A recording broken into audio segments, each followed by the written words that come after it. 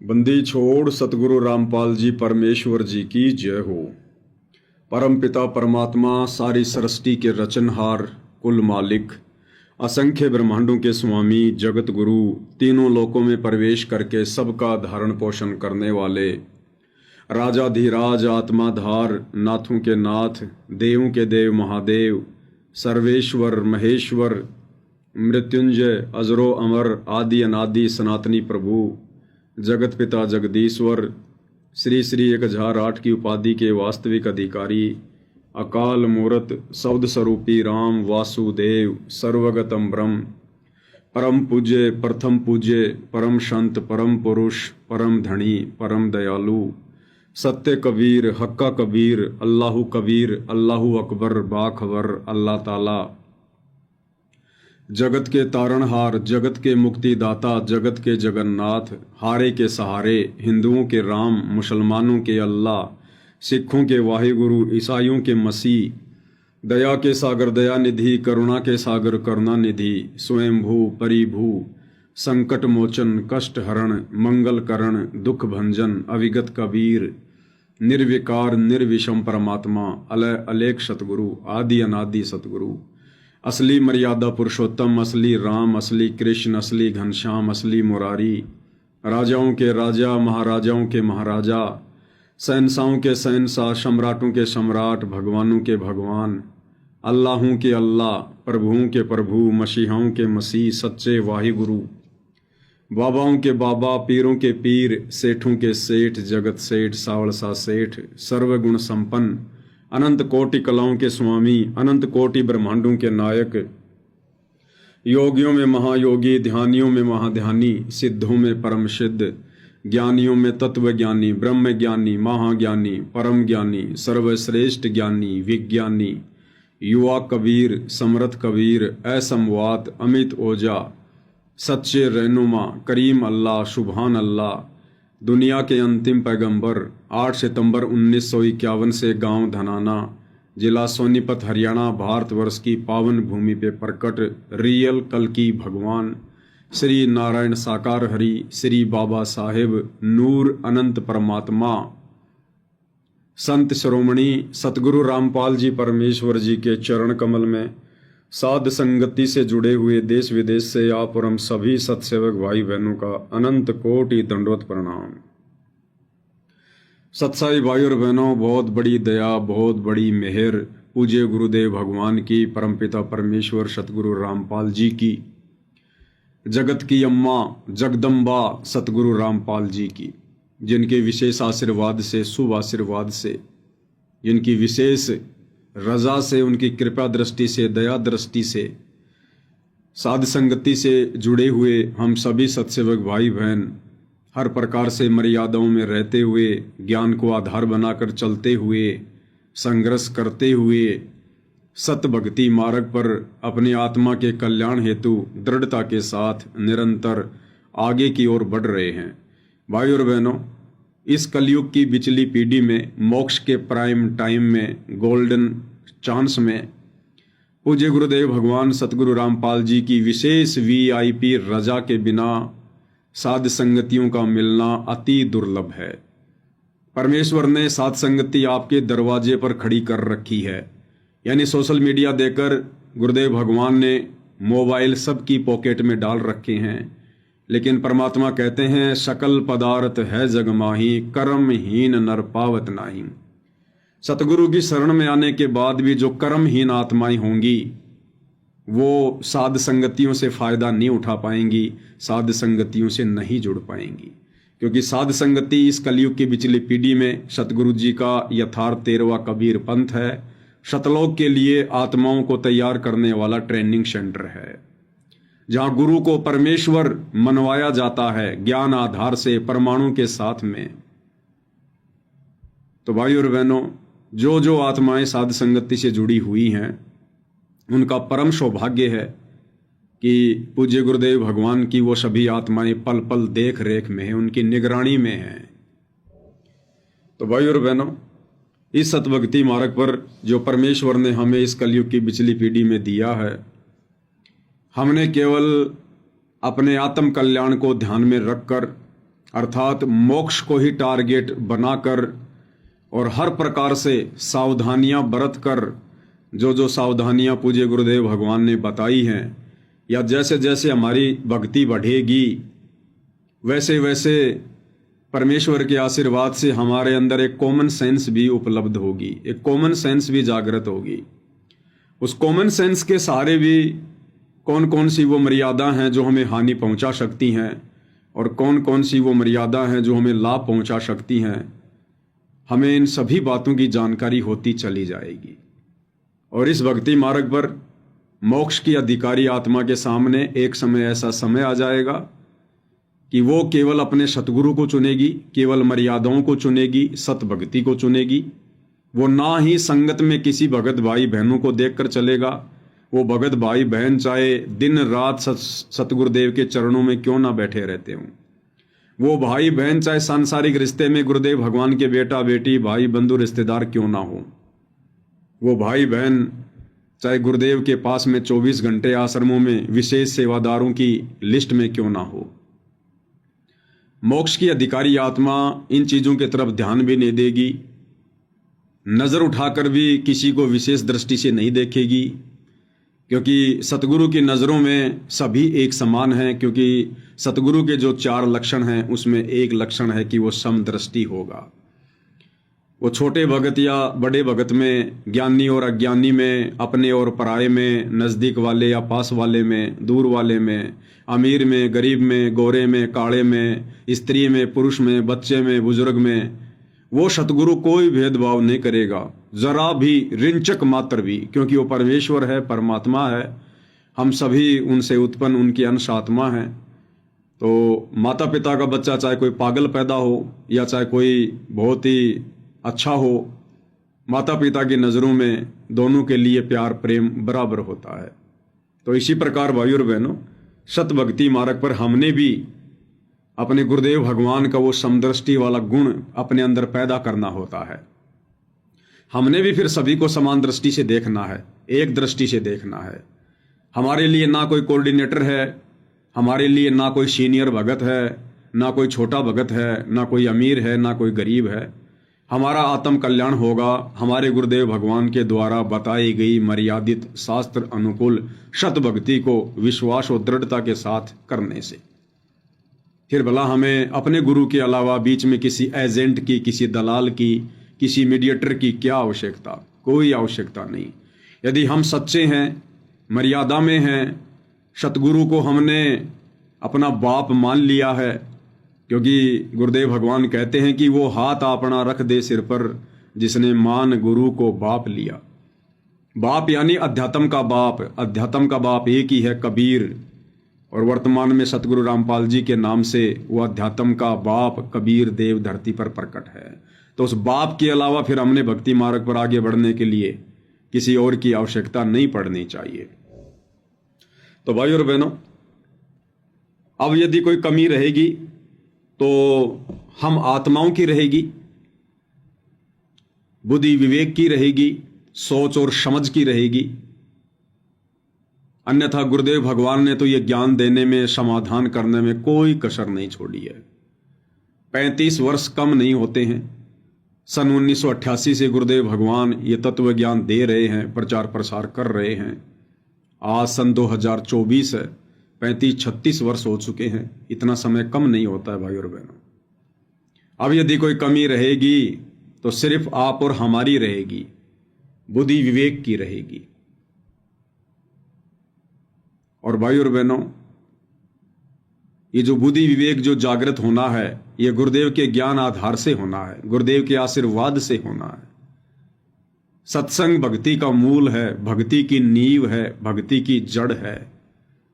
सत्संग यानी ज्ञान। जिस प्रकार हम मकान बनाते हैं और मकान की नींव यदि कमजोर है तो मकान कभी भी गिर सकता है।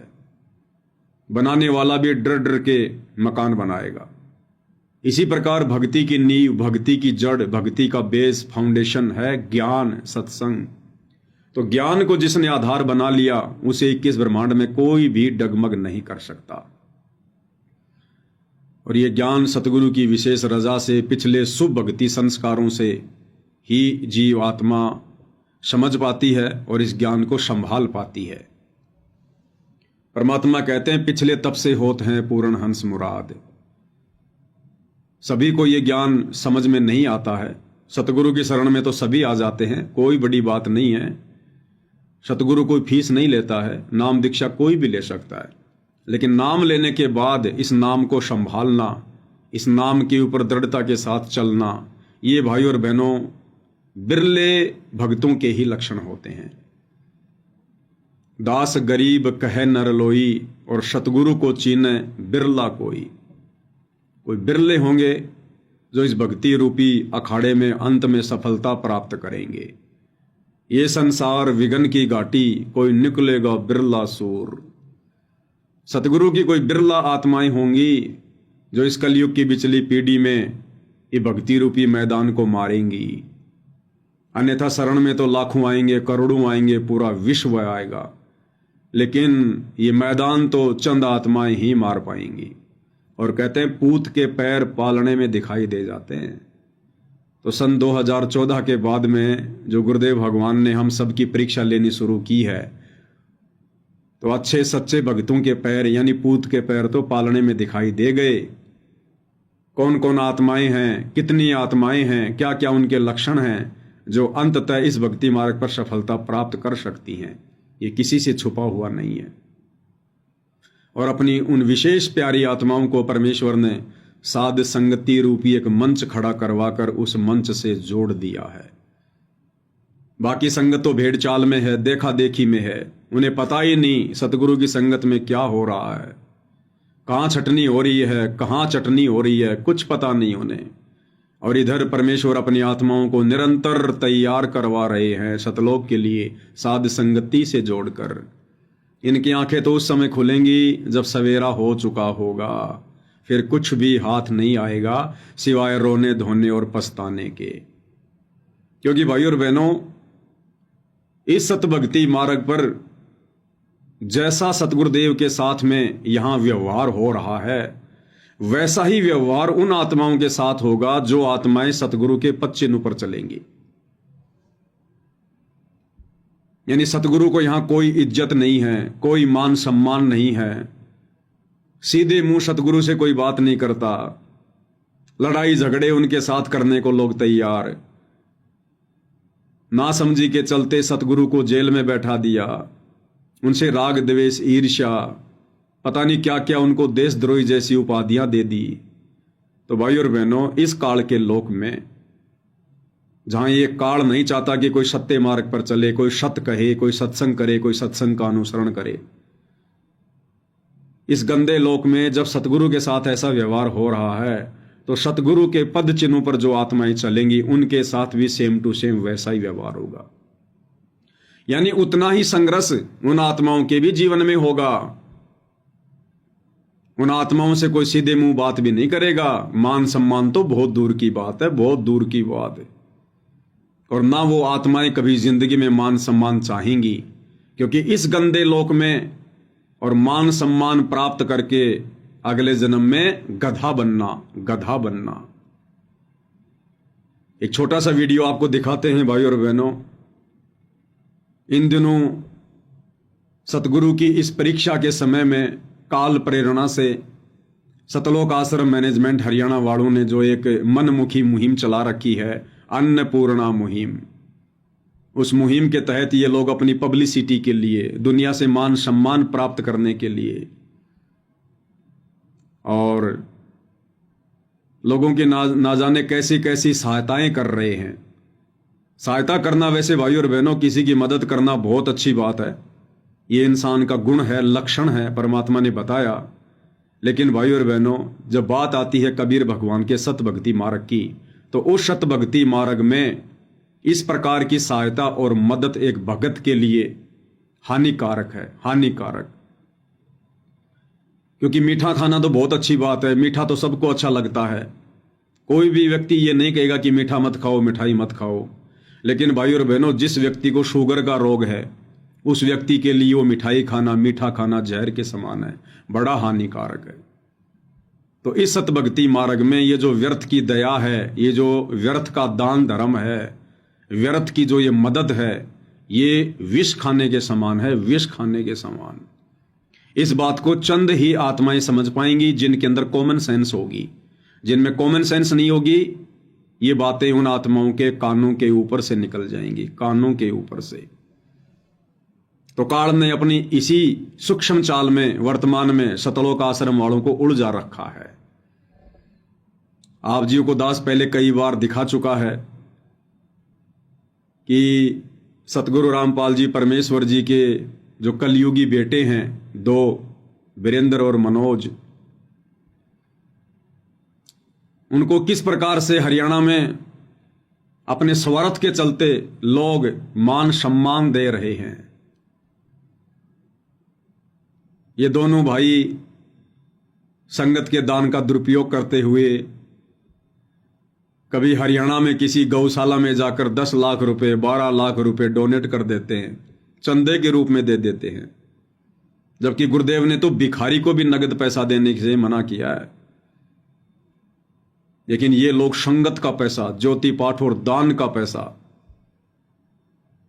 झूठा भाईचारा निभाने के चक्कर में, झूठी पब्लिसिटी के चक्कर में लुटा रहे हैं, संगत की मर्यादाएं तोड़वा रहे हैं। और फिर वो गौशाला वाले उनका मान सम्मान कर रहे हैं, उनको पगड़ी पहना रहे हैं, साफा पहना रहे हैं, उनके गले में मालाएं डाल रहे हैं, उन्हें श्री कृष्ण जी का चिन्ह भेंट कर रहे हैं। और वो मंदबुद्धि प्राणी दोनों भाई कहते हैं हम सतगुरु के बच्चे हैं, हमें सार नाम मिल गया, हमें सार शब्द मिल गया, हम 30 साल से भक्ति कर रहे हैं और तत्व ज्ञान की छींट भी नहीं है उनको, और श्री कृष्ण जी का वो चिन्ह स्वीकार कर रहे हैं, लोगों से सर पर साफा बंधवा रहे हैं। अरे मान सम्मान का अधिकारी आज वर्तमान में पूरी धरती पर केवल सतगुरु रामपाल जी हैं, इसके अलावा कोई नहीं है, कोई भी। हरियाणा के सोनीपत के गोहाना में जाट समाज अपनी धर्मशाला बना रहा था। जबरदस्ती का भाईचारा निभाने के लिए दोनों भाई आग में कूद पड़े, बिरानी आग में, साथ में संगत को भी ले कूदे, क्योंकि दान तो संगत का ही है ना। और जाटों की धर्मशाला का 5वां फ्लोर बनाने का ठेका ले लिया, जो लगभग 1 करोड़ रुपए में पूरा हुआ। खुद भी बिरानी आग में डूब गए, संगत को भी ले डूबे। और उसके बाद वो जाट समाज के लोग पगड़ी पहनाकर उसका सम्मान कर रहे हैं, गले में फूलों की माला डालकर उन मंदबुद्धि प्राणियों का सम्मान कर रहे हैं, और वो सहर्ष उस सम्मान को स्वीकार कर रहे हैं। तो भाई और बहनों, तत्व ज्ञान की छींट भी नहीं है, छींट भी। मात्र गुरुदेव के कलयुगी परिवार में बेटा बेटी बनकर पैदा होने से यह सिद्ध नहीं हो जाता कि आप बहुत बड़े ज्ञानी होंगे, आप बहुत अच्छे भगत होंगे। कहते हैं दीपक नीचे हमेशा अंधेरा रहता है। जो सतगुरु के जितना निकट होगा वो उतना ही मंद बुद्धि प्राणी होगा, उतना ही तत्व ज्ञान से दूर होगा, क्योंकि घर का जोगी जोगना, बाहर का जोगी सिद्ध। उसी कड़ी में इस अन्नपूर्णा मुहिम के तहत जबरदस्ती लोगों की हंसी मजाक में की गई फरमाइश को पूरा करने के बाद वो गांव वाले फिर इन आश्रम वालों का सम्मान कर रहे हैं। सम्मान, और क्या सम्मान कर रहे हैं भाई और बहनों, ये अपना आभार ऐसी मंदबुद्धिता ये आश्रम वाले वर्तमान में दिखा रहे हैं। हंसी भी आती है और इन लोगों के माड़े संस्कारों के ऊपर दया भी आती है, दया भी आती है। ये हरियाणा में जो बाढ़ वगैरह आई हुई थी, कुछ एक गांव में पानी वगैरह भर गया। अब ये काम तो था सरकार का, जनता सरकार को टैक्स दे रही है। ये काम तो था सरकार का, वहां के सरपंच का, वहां के विधायक का, क्योंकि सरपंच को भी करोड़ों में बजट मिलता है, करोड़ों में बजट। कहां गया भाई? अभी तो चुनाव हुए, विधायक को करोड़ों में बजट मिलता है, एमपी को करोड़ों में बजट मिलता है, और छोटा सा हरियाणा है और कितना संपन्न राज्य है। फिर इन आश्रम वालों को क्या जरूरत पड़ गई उन गांवों का पानी निकालने की, 50-50 लाख रुपए देने की। 15,000 फुट पाइप लगाने की। इनको क्या आवश्यकता पड़ गई भाई लाखों रुपए की मोटर देने की? किसी गांव में जाकर 50 लाख रुपए की सामग्री दे रहे हैं, किसी में 30 लाख की दे रहे हैं। जबरदस्ती का पंगा मोल ले रहे हैं, क्योंकि काल सिर पर बैठा है, चैन से बैठने नहीं देगा, भक्ति नहीं करने देगा। तो ये लितानी गांव है, कोई जिला हिसार हरियाणा का। यहां इन्होंने कोई गांव का पानी निकालने के लिए पाइप वाइप दे दिए, मोटर वगैरह दे दी। और उसके बाद में जब ये उस गांव में गए तो वो तो जगत वाले हैं भाई और बहनों, उन्हें क्या पता भक्ति मर्यादाओं का। जगत वालों ने सतलोक आश्रम वालों की इस टीम को, जिसमें मुख्य मुख्य लोग हैं, हमें शर्म आती है, हमें शर्म आती है भाई और बहनों कि इन लोगों ने 30-30 वर्षों से भक्ति करके गुरुदेव के अंग संग रह के इन्होंने क्या सीखा, क्या सीखा इन्होंने। ये जो व्यक्ति है इधर जो है कोने में, ये हरियाणा का स्टेट कोऑर्डिनेटर अमन गोदारा, स्टेट कोऑर्डिनेटर अमन गोदारा। आश्रम में बात हुआ करती थी मेरे इससे, क्योंकि दास आश्रम में बाथरूम सेवा किया करता था। तो ये कहा करता था, एक बार ये जयपुर भी आया था मेरे घर पे, जब बरवाला कांड हो गया था उसके बाद ये जयपुर भी आया था एक भगत के साथ में गाय लेने के लिए। तो दास की झोपड़ी पे आया था, मैं ले गया था इसको, 1-2 दिन रखा, इसको गाय वाय दिखाई, नहीं पसंद आई, चला गया। तो ये कह रहा था कि भाई पवन दास, ये लगभग 30 साल पुरानी बात बता रहा है कि भाई पवन दास, जब मैं खेतों में ट्रैक्टर चलाया करता था उस समय मैंने गुरुदेव से नाम ले रखा था। और गुरुजी, जब मैं खेतों में ट्रैक्टर चलाया करता था, काम करता था, तो गुरुजी मेरे पास खेतों में आया करते थे, अकेले ही आ जाते थे गुरुदेव मेरे पास खेतों में उधर से निकलते हुए। बताओ, इतने पुराने पुराने भगत हैं ये, इतने पुराने पुराने भगत। इसीलिए तो नहीं समझ पाए ये, इन्होंने गुरु को आम व्यक्ति मान लिया, अपने जैसा मान लिया, मानुष मान लिया, इन्होंने ज्ञान आधार नहीं बनाया। ये दूसरा व्यक्ति, ये बलजीत है, बलजीत सतलोक आश्रम का मुख्य ट्रस्टी, जिसने छोटे बरवाड़ा आश्रम के लिए 1 एकड़ जमीन दी थी, जिसका गुरुदेव भगवान जिक्र करते हैं कई बार सत्संगों में। हमारी जो बबीता बहन थी, जो बरवाला कांड में जिसको जेल हो गई थी, जिसको बेबो नाम से जाना जाता है, गुरुदेव के साथ में इस मीडिया ने नाजायज संबंध स्थापित करने की कोशिश की थी उस बहन के। तो ये उस बबीता का पिता है, बलजीत लहरी। ये इतने पुराने पुराने भगत हैं भाई और बहनों, और इनकी बुद्धि गांव गई है, बुद्धि गांव गिरवी रख दी इन लोगों ने।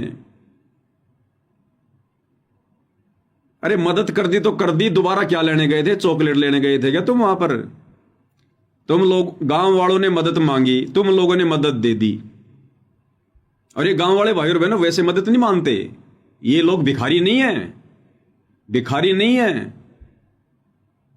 इन्हीं की टीम में से कुछ लोग जाकर गांव वालों को उकसाते हैं कि साहब आप ऐसा करो, आप ऐसे ऐसे फोन करो हमारे आश्रम में कि साहब ऐसे ऐसे हमारे गांव पर आपत्ति आ गई, बाढ़ आ गई, पानी निकालना है, साहब आपकी मदद की जाएगी।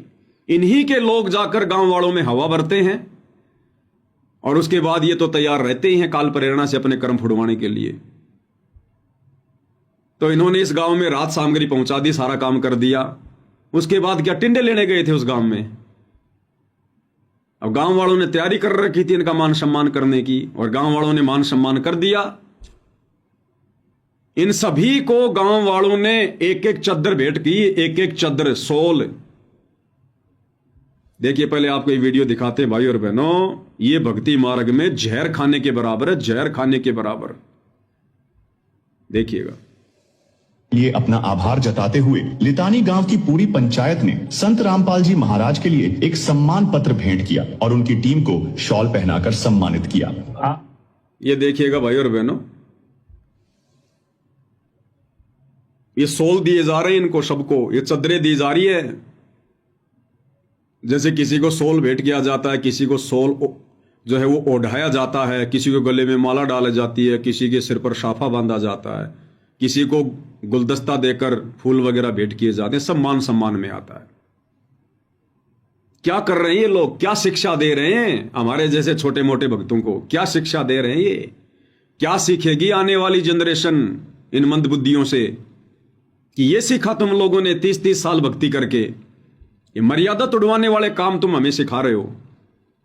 क्या भगत अधिकारी है सतगुरु की शरण में आने के बाद अपना मान सम्मान करवाने के लिए?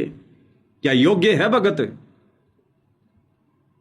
किसी ने मना नहीं किया कि साहब तुम ये क्या कर रहे हो, और गांव वालों ने सबके हाथों में सोल पकड़ा दिए, सबके हाथों में, सबके हाथों में। हो गया बराबर तुम्हारा काम, हो गई तुम्हारी सेवा बराबर। अरे भैया, तुमने गांव वालों को सामान दिया, बदले में गांव वालों ने तुम्हारा सम्मान कर दिया, बराबर गया 50 लाख रुपए पानी में, गई तुम्हारी मदद पानी में, हिसाब किताब बराबर। मर्यादा तुमने तोड़वाई वो अलग, फायदा गांव वालों का। सरपंच का बजट बच गया, विधायक का बजट बच गया, सरकार का पैसा बच गया। इन मंदबुद्धियों को काल ने बीच में फंसा दिया। इन्होंने अपनी मर्यादा तोड़वाई और बेचारी भोली भाली संगत का वो 30 लाख या 50 लाख रुपया ज्योति पाठ और दान का, वो इन्होंने बर्बाद करवा दिया। और ऊपर से इनका सम्मान करवा के काल ने इनके सर पे जूते मरवा दिए। ये भक्ति मार्ग में भगत के लिए सम्मान प्राप्त करना जहर के समान है। सतनाम के नियमों में गुरुदेव ने साफ साफ लिखा हुआ है। पढ़ा इन्होंने कभी सतनाम का नियम? ये कहते हमें सार नाम मिल गया, सार शब्द मिल गया। इन्हें सतनाम के नियमों का ढंग से पता नहीं है। क्या आवश्यकता थी? अब अगर ये बहाना बनाएंगे कि नहीं नहीं नहीं, गांव वालों ने तो सतगुरु रामपाल जी का सम्मान किया है। अरे तो सतगुरु रामपाल जी के सम्मान के लिए एक शॉल होता है, एक चद्दर। पूरा गांव कोई 50 चद्दर थोड़ी देगा संत रामपाल जी को, 10 चद्दर थोड़ी देगा, एक ही चद्दर होती है। अगर संत रामपाल जी का ही मान सम्मान किया है अकेले का, तो एक चद्दर काफी होती है, एक। और संत रामपाल जी का सम्मान तुम क्यों स्वीकार करोगे? क्या तुम्हें इतनी भी समझ नहीं है? अरे जब तक बाप जिंदा है, बेटा कभी भी उसके सम्मान को स्वीकार नहीं करता। बेटा अपने बाप के सम्मान को दूसरे लोगों से उस समय स्वीकार करता है जब उसका बाप मर चुका होता है। अभी तो तुम्हारा बाप जिंदा है, या जीते जी मार दिया तुम लोगों ने। और तुम कौन होते हो सतगुरु रामपाल जी का सम्मान स्वीकार करने वाले? तुम कौन होते हो भाई? अगर गांव वालों ने इस मदद के बदले संत रामपाल जी का सम्मान ही करना था तो इंतजार करते, उनके हिसार जेल से बाहर आने के बाद आश्रम में आके सम्मान कर देते। लेकिन यहां देखो, हर एक के हाथों में ये चदरें पकड़ाई जा रही हैं, हर एक के हाथों में सोल दिए जा रहे हैं। तो संत रामपाल जी का तो केवल नाम, केवल फॉर्मेलिटी, और मान सम्मान किसका? इन मंद बुद्धियों का। भाई और बहनों, 6 फुट की हाइट प्राप्त कर लेने से, हट्टा कट्टा शरीर प्राप्त कर लेने से, या चौड़ा कुर्ता पजामा पहन लेने से ये बुद्धि भी, ये भेजा भी उतना ज्यादा पावरफुल होगा, ये किसी किताब में लिखा हुआ नहीं है। लोमड़ी छोटी सी होती है, छोटी सी। और लोमड़ी को क्या कहा जाता है? चालाक, चतुर। और भैंसा, भैंसा 2-2 टन का, 3-3 टन का होता है भैंसा। और उसकी बुद्धि के विषय में क्या कहा जाता है? भैंस बड़ी के अकल। जब कोई बात हो जाती है तो लोग क्या कहते हैं? तेरी भैंसे जैसी बुद्धि है, भैंसे जैसी बुद्धि। तो इन शतलोक आश्रम वालों की, इन बड़े बड़े परम भक्तों की भाई और बहनों, वर्तमान में भैंसा जैसी बुद्धि है। क्या शिक्षा देंगे ये संगत को? अपने पैरों पर खुद कुल्हाड़ी मार रहे हैं। आने वाले समय में संगत इनको दुत्कारेगी, इनके इन्हीं कुकर्मों के चलते। अगर संत रामपाल जी का सम्मान गांव वाले करना चाहते थे तो एक चद्दर होती है संत के लिए, केवल एक चद्दर। अरे गुरुदेव भगवान तो अपने भक्तों को कफन के ऊपर भी, अगर किसी ने अगर पहले से कोई कपड़ा डाल रखा है तो दोबारा से कपड़ा डालने के लिए मना करते हैं कि मुर्दे के ऊपर भी अगर किसी ने वो कफन डाल रखा है तो ऊपर कोई कफन नहीं डालना। और ये 10-10 चद्दर संत रामपाल जी लेंगे क्या, स्वीकार करेंगे क्या? और सब पकड़ पकड़ के बैठे हैं बारी बारी से, सब पकड़ पकड़ के, तो सम्मान इनका हो रहा है। ऐसे ठगता काल। अब क्या करेंगे इनके पीछे लगी हुई संगत, जब ये बड़े बड़े परम भगत, ये कोऑर्डिनेटर, मैनेजमेंट के मुख्य मुख्य व्यक्ति और ऐसी ज्ञानहीनता पेश कर रहे हैं, ऊपर से वीडियो बनवा बनवा के डल रहे हैं। इनकी बुद्धि गांव गई भाई और बहनों, गांव। दोबारा से देखिए सिस्टम इनका। लिए अपना आभार जताते हुए लितानी गांव की पूरी पंचायत ने संत रामपाल जी महाराज के लिए एक सम्मान पत्र भेंट किया और उनकी टीम को शॉल पहनाकर सम्मानित किया। टीम को अब मैं अपील करूंगा सरपंच साहब से, पंचायत से, और जो हमारी कमेटी है छत्तीस बिरादरी की, संत रामपाल महाराज जी का, और जो टीम आई है, जो कमेटी, उनका मान सम्मान करेंगे। और दर्शकों, जो संत रामपाल जी महाराज की तरफ से जो इनको ग्राम पंचायत लितानी की तरफ से जो सहायता प्राप्त हुई है, उसके सम्मान में ग्राम पंचायत की तरफ से संत रामपाल जी महाराज के ट्रस्ट को ये सम्मान के तौर पर दिया जा रहा है। यहाँ पर देखिए, परम पूज्य संत रामपाल जी महाराज एवं मुनिन धर्मा ट्रस्ट कुरुक्षेत्र द्वारा गांव लितानी में बाढ़ राहत कार्य में सहयोग हेतु दी गई 15,000 फुट 8 इंची pipeline, 2 pump set 20 horse power व 500 फुट केबल मदद दी गई है। इस नेक कार्य में सहयोग हेतु समस्त गांव लितानी संत रामपाल जी महाराज जी का हार्दिक धन्यवाद करता है। और ये इन्होंने बाकायदा बढ़िया तरीके से फ्रेम में सेट करके कांच लगा के इनको सौंपा है। एक बार हम इनसे बातचीत करके इनको ये जो सम्मान गाँव वासियों ने दिया है, इनको कैसा लग रहा है? सत साहिब जी, ये सम्मान गुरुजियों को जो गांव ने दिया है, हम समस्त ग्रामवासियों को गुरुजियों की तरफ से तहे दिल से धन्यवाद करते हैं। आग भाई, ये पहले गांव नितानी ऐसा, पहला गांव नितानी ऐसा है जिसने संत रामपाल जी का सम्मान किया है।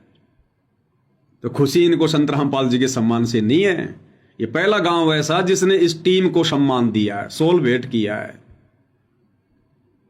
ये इनके स्टेटमेंट हैं भाई और बहनों। ये कलयुग में सतयुग लाएंगे। ये बड़े बड़े सतलोक आश्रम कमेटी के भगत ये आने वाले समय में पूरे विश्व का नेतृत्व करेंगे। ये जिनके खुद के पैर कब्र में लटक रहे हैं, ये पूरे विश्व को संचालित करेंगे। ये आने वाले समय में क्या मार्गदर्शन करेंगे दुनिया का। इनकी बुद्धि खुद जेरे कुएं में गिरी हुई है। एक स्टेटमेंट और सुनाते हैं आपको बलजीत का, क्या कह रहा है। ग्राम पंचायत धनौदा व सभी ग्रामवासियों को सतगुरु रामपाल जी महाराज जी की तरफ से निवेदन है, और हमारे को सतगुरु जियों का सख्त आदेश है, जिसको मैं पढ़कर आपको सुना रहा हूँ। सेवा में ग्राम पंचायत धनौदा, तहसील नरवाना, जिला जींद, हरियाणा। विषय: जगत गुरु संत रामपाल जी महाराज का विशेष निवेदन। ग्राम पंचायत धनौदा से निवेदन किया जाता है कि हमारे गुरुदेव जी संत रामपाल जी महाराज का हमें आदेश आया है कि जिन गांवों को पानी से निजात पाने के लिए राहत दी गई है, उनको यह पत्र दिया जाए और निवेदन किया जाए कि यदि संत रामपाल जी महाराज जी द्वारा दी गई राहत सामग्री से निर्धारित समय पर पानी नहीं निकलता है और इस बार फसल की बिजाई नहीं हुई, तो आगे से हमारा ट्रस्ट आपके गांव की कोई मदद नहीं करेगा। क्यों नहीं करेगा भाई? अरे जब तुमने पाइप दे दी, मोटर दे दी, इतना काम कर दिया, तो पानी भी तुम ही निकाल दो। गांव वालों को फिर तुम इतनी तकलीफ क्यों दे रहे हो कि हमारे गुरुजी का सख्त आदेश है कि तुम्हारे को सारा सामान दे दिया गया। गांव वालों, अब यदि निर्धारित समय पर पानी नहीं निकला तो आगे से हमारी कमेटी गांव वालों की कोई मदद नहीं करेगी। अरे तुम्हारे पास में मजदूरों की कमी है क्या? ये दोगलापन क्यों कर रहे हो भाई तुम? एक तरफ तो तुम लोगों के मकान बना रहे हो, तो खाली तुम सामान दे के आ रहे हो क्या कि ये लो जी सीमेंट, ये लो जी ईंट, ये लो जी रोड़ी, ये लो जी चूना, और हमारे गुरुजी का आदेश है, अगर निर्धारित समय में 1 महीने के अंदर अंदर तुम लोगों ने अपना मकान नहीं बनाया तो आगे से इस गांव में किसी का कोई मकान नहीं बनाया जाएगा। अरे वहां तो तुम मकान भी खुद ही बना रहे हो, भक्तों को बेचारों को मजदूर बना बना के, और यहां तुम इस गांव में पाइप डाल के आ गए, मोटर डाल के आ गए और कह रहे हो कि पानी गांव वाले निकालो। क्यों निकालेंगे गांव वाले पानी? निकालो, तुम लगाओ मजदूर। तुम्हारे पास मजदूरों की कमी है क्या? भीड़ इकट्ठा हो रखी तुम्हारे पास में, लगाओ मजदूरों को, इन भक्तों को लगाओ। और क्या काम है? भक्ति तो ये करते नहीं। तो जब मकान तुम खुद बना के दे रहे हो तो पानी भी खुद निकाल के दो भाई। तो घर आगे से कोई मदद नहीं की जाएगी। बस ऐसा ही है कि तुम्हारा कबीर भगवान एक ही बार मदद करता है क्या? दोबारा मदद नहीं करता तुम्हारा कबीर भगवान, इतना कमजोर है, आगे से कोई मदद नहीं की जाएगी।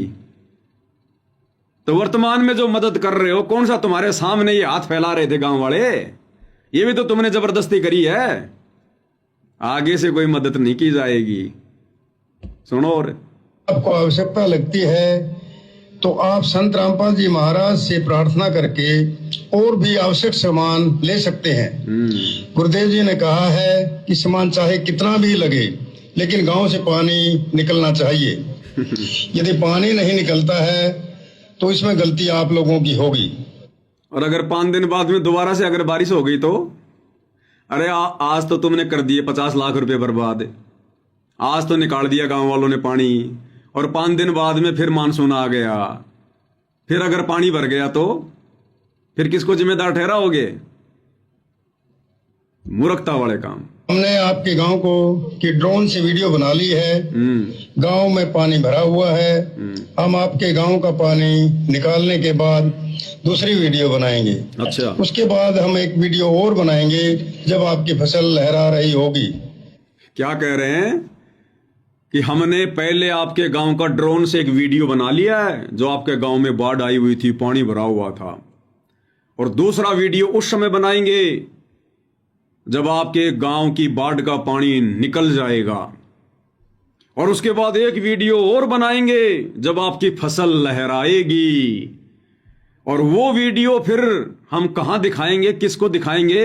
इन आश्रमों में चलाएंगे, एलईडी पर चलाएंगे, मूर्ख संगत को दिखाएंगे, ताकि संगत और ज्यादा दान करे कि हमारा पैसा धर्म में लग रहा है, हमारा पैसा बर्बाद नहीं हो रहा है। हम संगत को दिखाएंगे फिर ये कि देखो हमने ऐसे ऐसे गांव वालों का पानी निकाला। फिर संगत और ज्यादा दान करेगी। दान करने के लिए संगत जो है वो प्रोत्साहित होगी। तो देखो भाई और बहनों, ये किस ध्यान में लग गए, किस ज्ञान में लग गए। अरे वो कबीर भगवान सतलोक से चलकर यहां पानी निकलवाने आता है क्या? ये कर्म करवाने आता है क्या?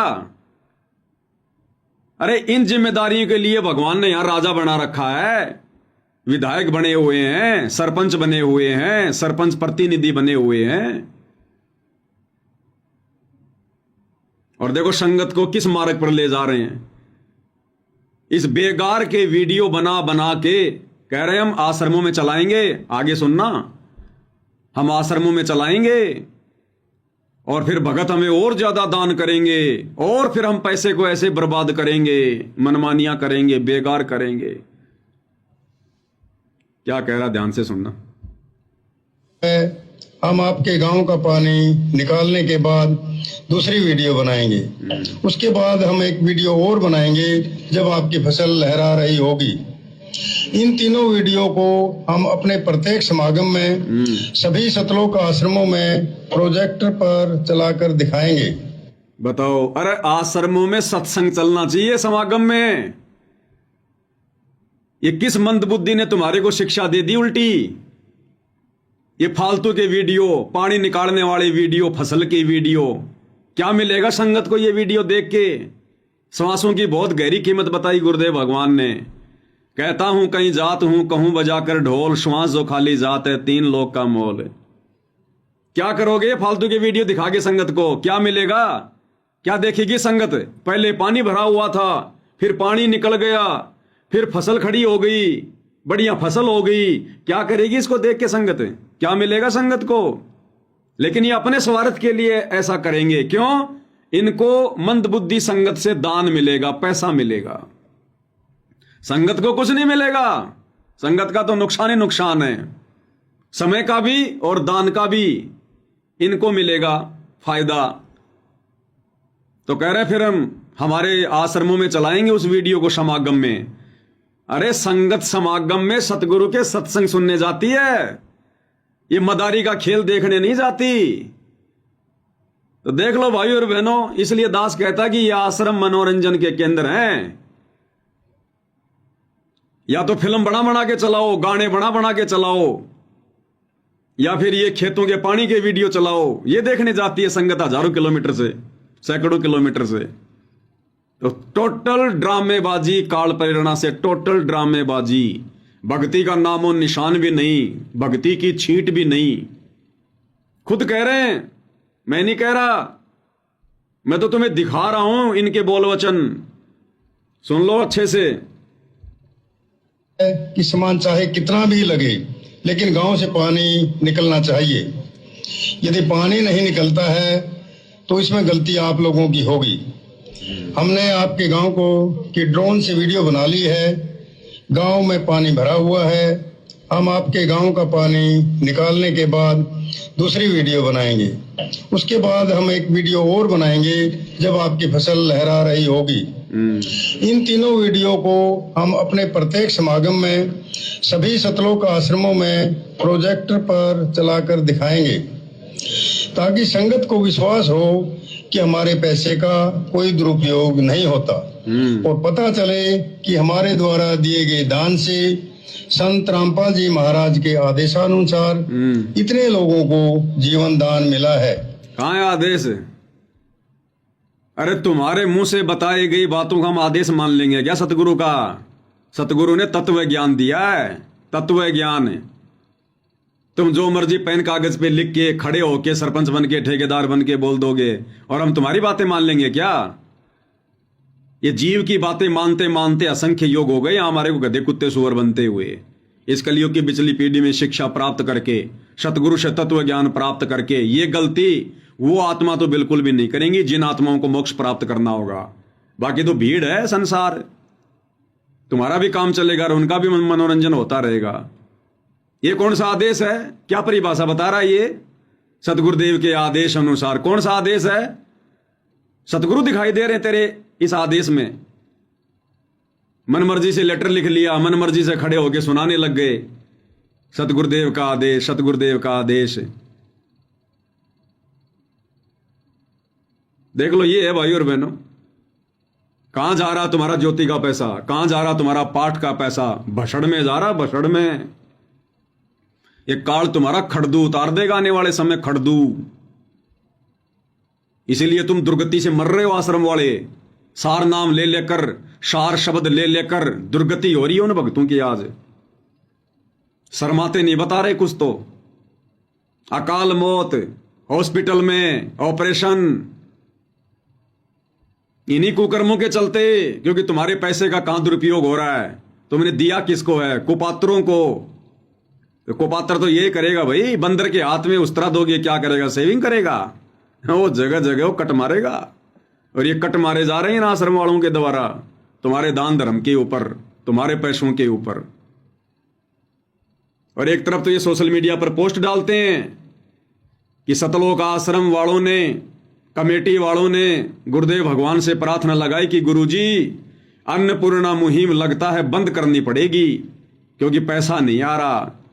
तो गुरुदेव ने कहा, रे नालायको, ये तुम्हारे पैसों से नहीं हो रहा, ये तो परमात्मा भेज रहा है।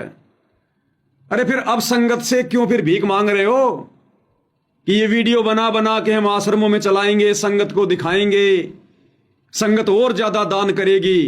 अरे जब सतलोक से आ रहा है, गुरुदेव ने कह दिया, तो फिर संगत को वीडियो दिखा के क्यों भीख मांग रहे हो तुम? इनका कोई सिर पैर नहीं है भाई और बहनों, कोई स्टैंड नहीं है इनका।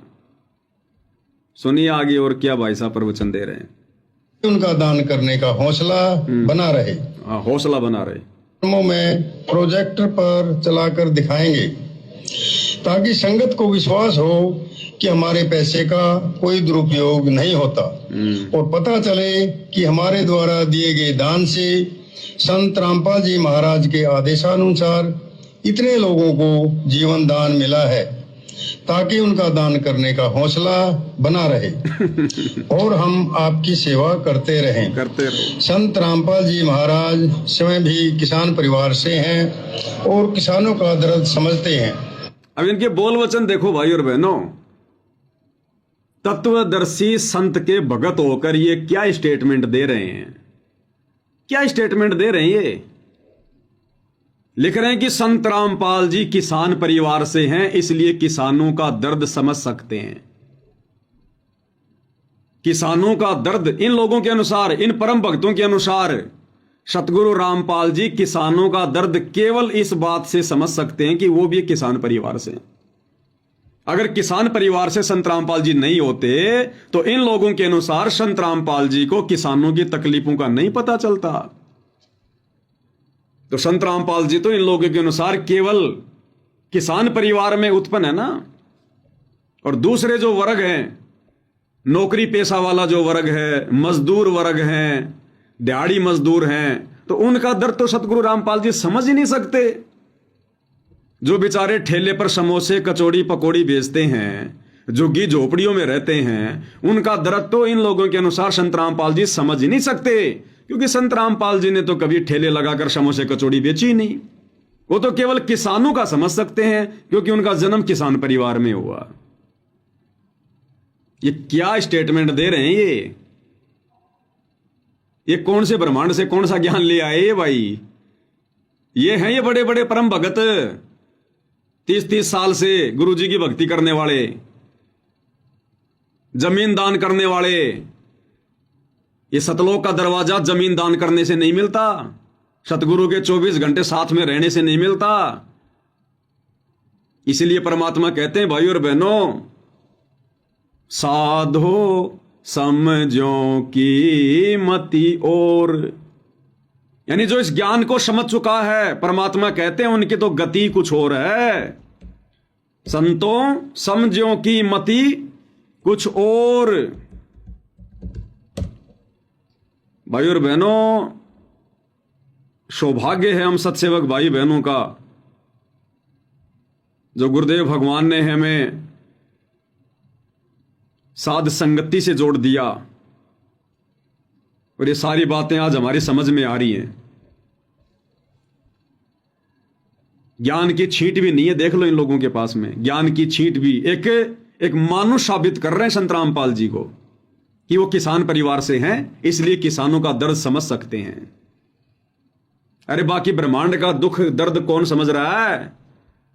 ये परमात्मा तो चीटी पायल बाजे पैर, साहिब सुनता है सब लहर। अंतर्यामी एक तुम आत्म के आधार, जो तुम छोड़ो हाथ तो मैं कौन उतारे पार। मानुष बना के छोड़ दिया इन्होंने अपनी नजरों से मानुष। यह तो 36 बरादरी के जान माल का सवाल है। किसी के घरों में पानी भरा हुआ है, किसी को पशुओं में हानि हुई है, क्योंकि सारी फसल बर्बाद होने से पशुओं के लिए भी चारा नहीं है। डिस्पेंसरियां बंद हैं, बच्चे भी स्कूल नहीं जा पा रहे क्योंकि स्कूलों में पानी भरा हुआ है। तो फिर तुम क्या कर रहे हो?